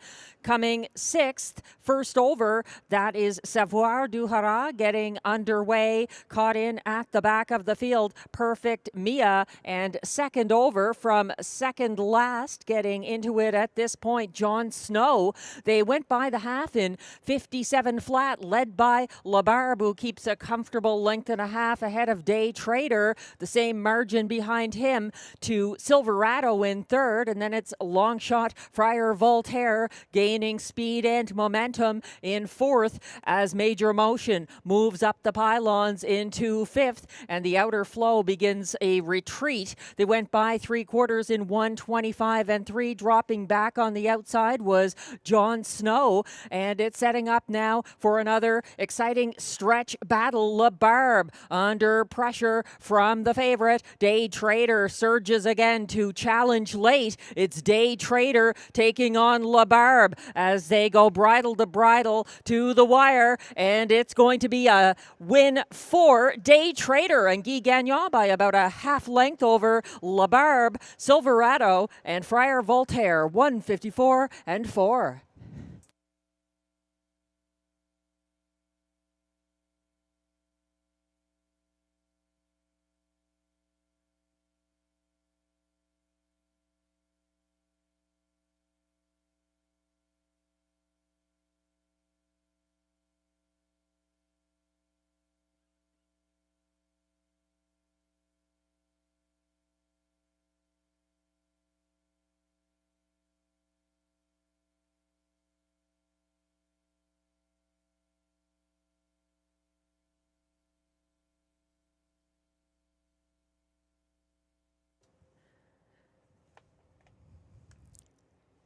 It's win number 4 of the year for Day Trader and driving win number 4 of the night for Guy Gagnon in race 10, 154 and 4. A new seasonal mark for Day Trader as La Barbe has to settle for his 3rd place finish in a row.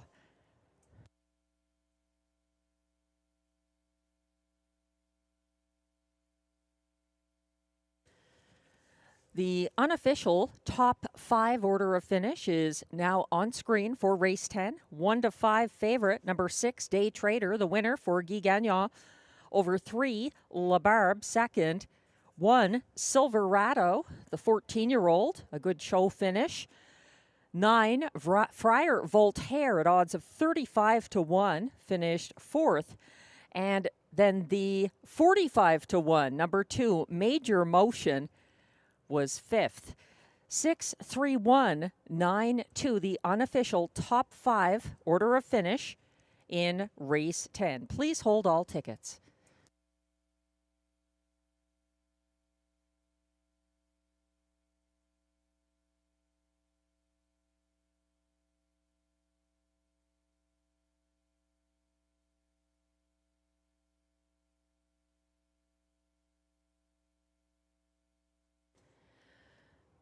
Now coming back to the Rideau Carleton winner's circle. Race 10 winner, number 6, Day Trader. A 5-year-old bay gelding by Stay Hungry out of Day to Ponder. Owned by Gerald Dinel of Ottawa. Bred by Mark Smith, Lexington, Kentucky. Trained by Mandy Archer and driven to the win by Guy Gagnon.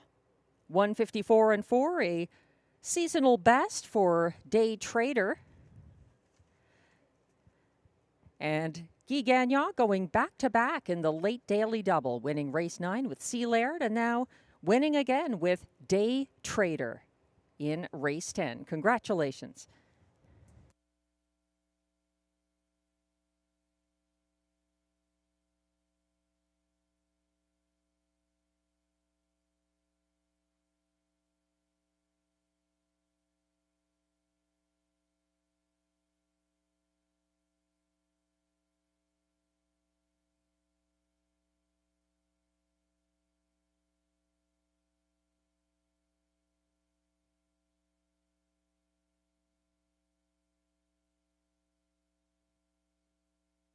Race 10 results are now official.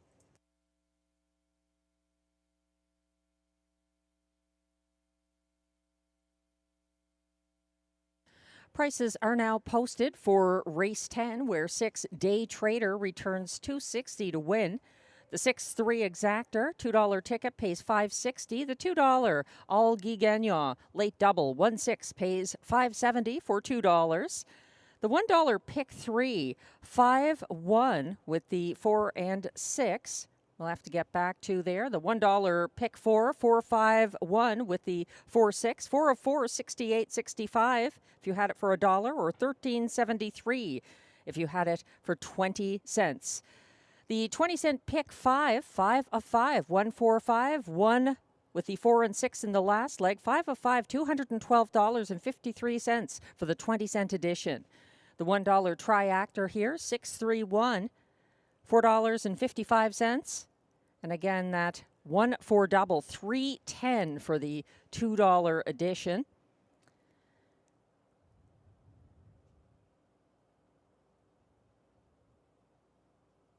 The $1 pick 3 of 3, just $6.50. And that $1 pick 4 of 4, $68.65.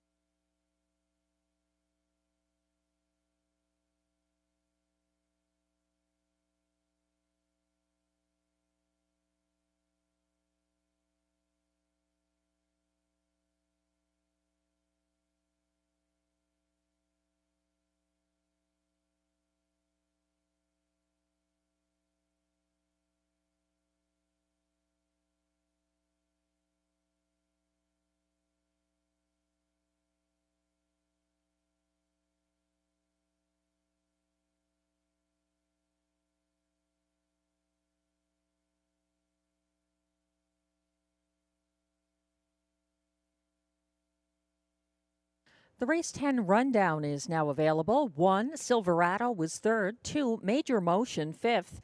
3, La Barbe was second. 4, Sunshine Love was a late vet scratch. 5, John Snow finished 8th. 6, Day Trader, the 1-5 winning favorite in Guy Gagnon's 4th driving win of the card.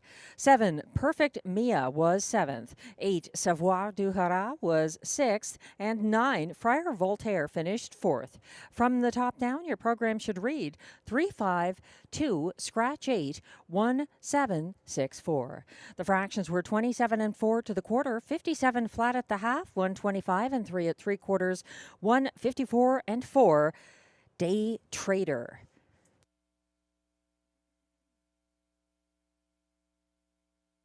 And that concludes our second Wednesday evening card of the 2025 meet. Spread the word. We are racing Wednesday evenings, 6 p.m. for the rest of the meet, as well as our regular Sunday nights at 6:30, twice a week racing at Rideau Carleton. Tonight's handle, $167,304. And we'll be back again this coming Sunday. It's our first May race date. Sunday, May the 4th, 6:30 p.m. And don't forget Kentucky Derby Day in the Rideau Carleton Trackside Simulcast Lounge Saturday, May 3rd, all afternoon with snack bar open and programs on sale now. Pick one up tonight or sometime before Saturday. Thanks again for joining us this evening, and we'll catch you this weekend. Enjoy the rest of your week. I'm Melissa Keith, track announcer.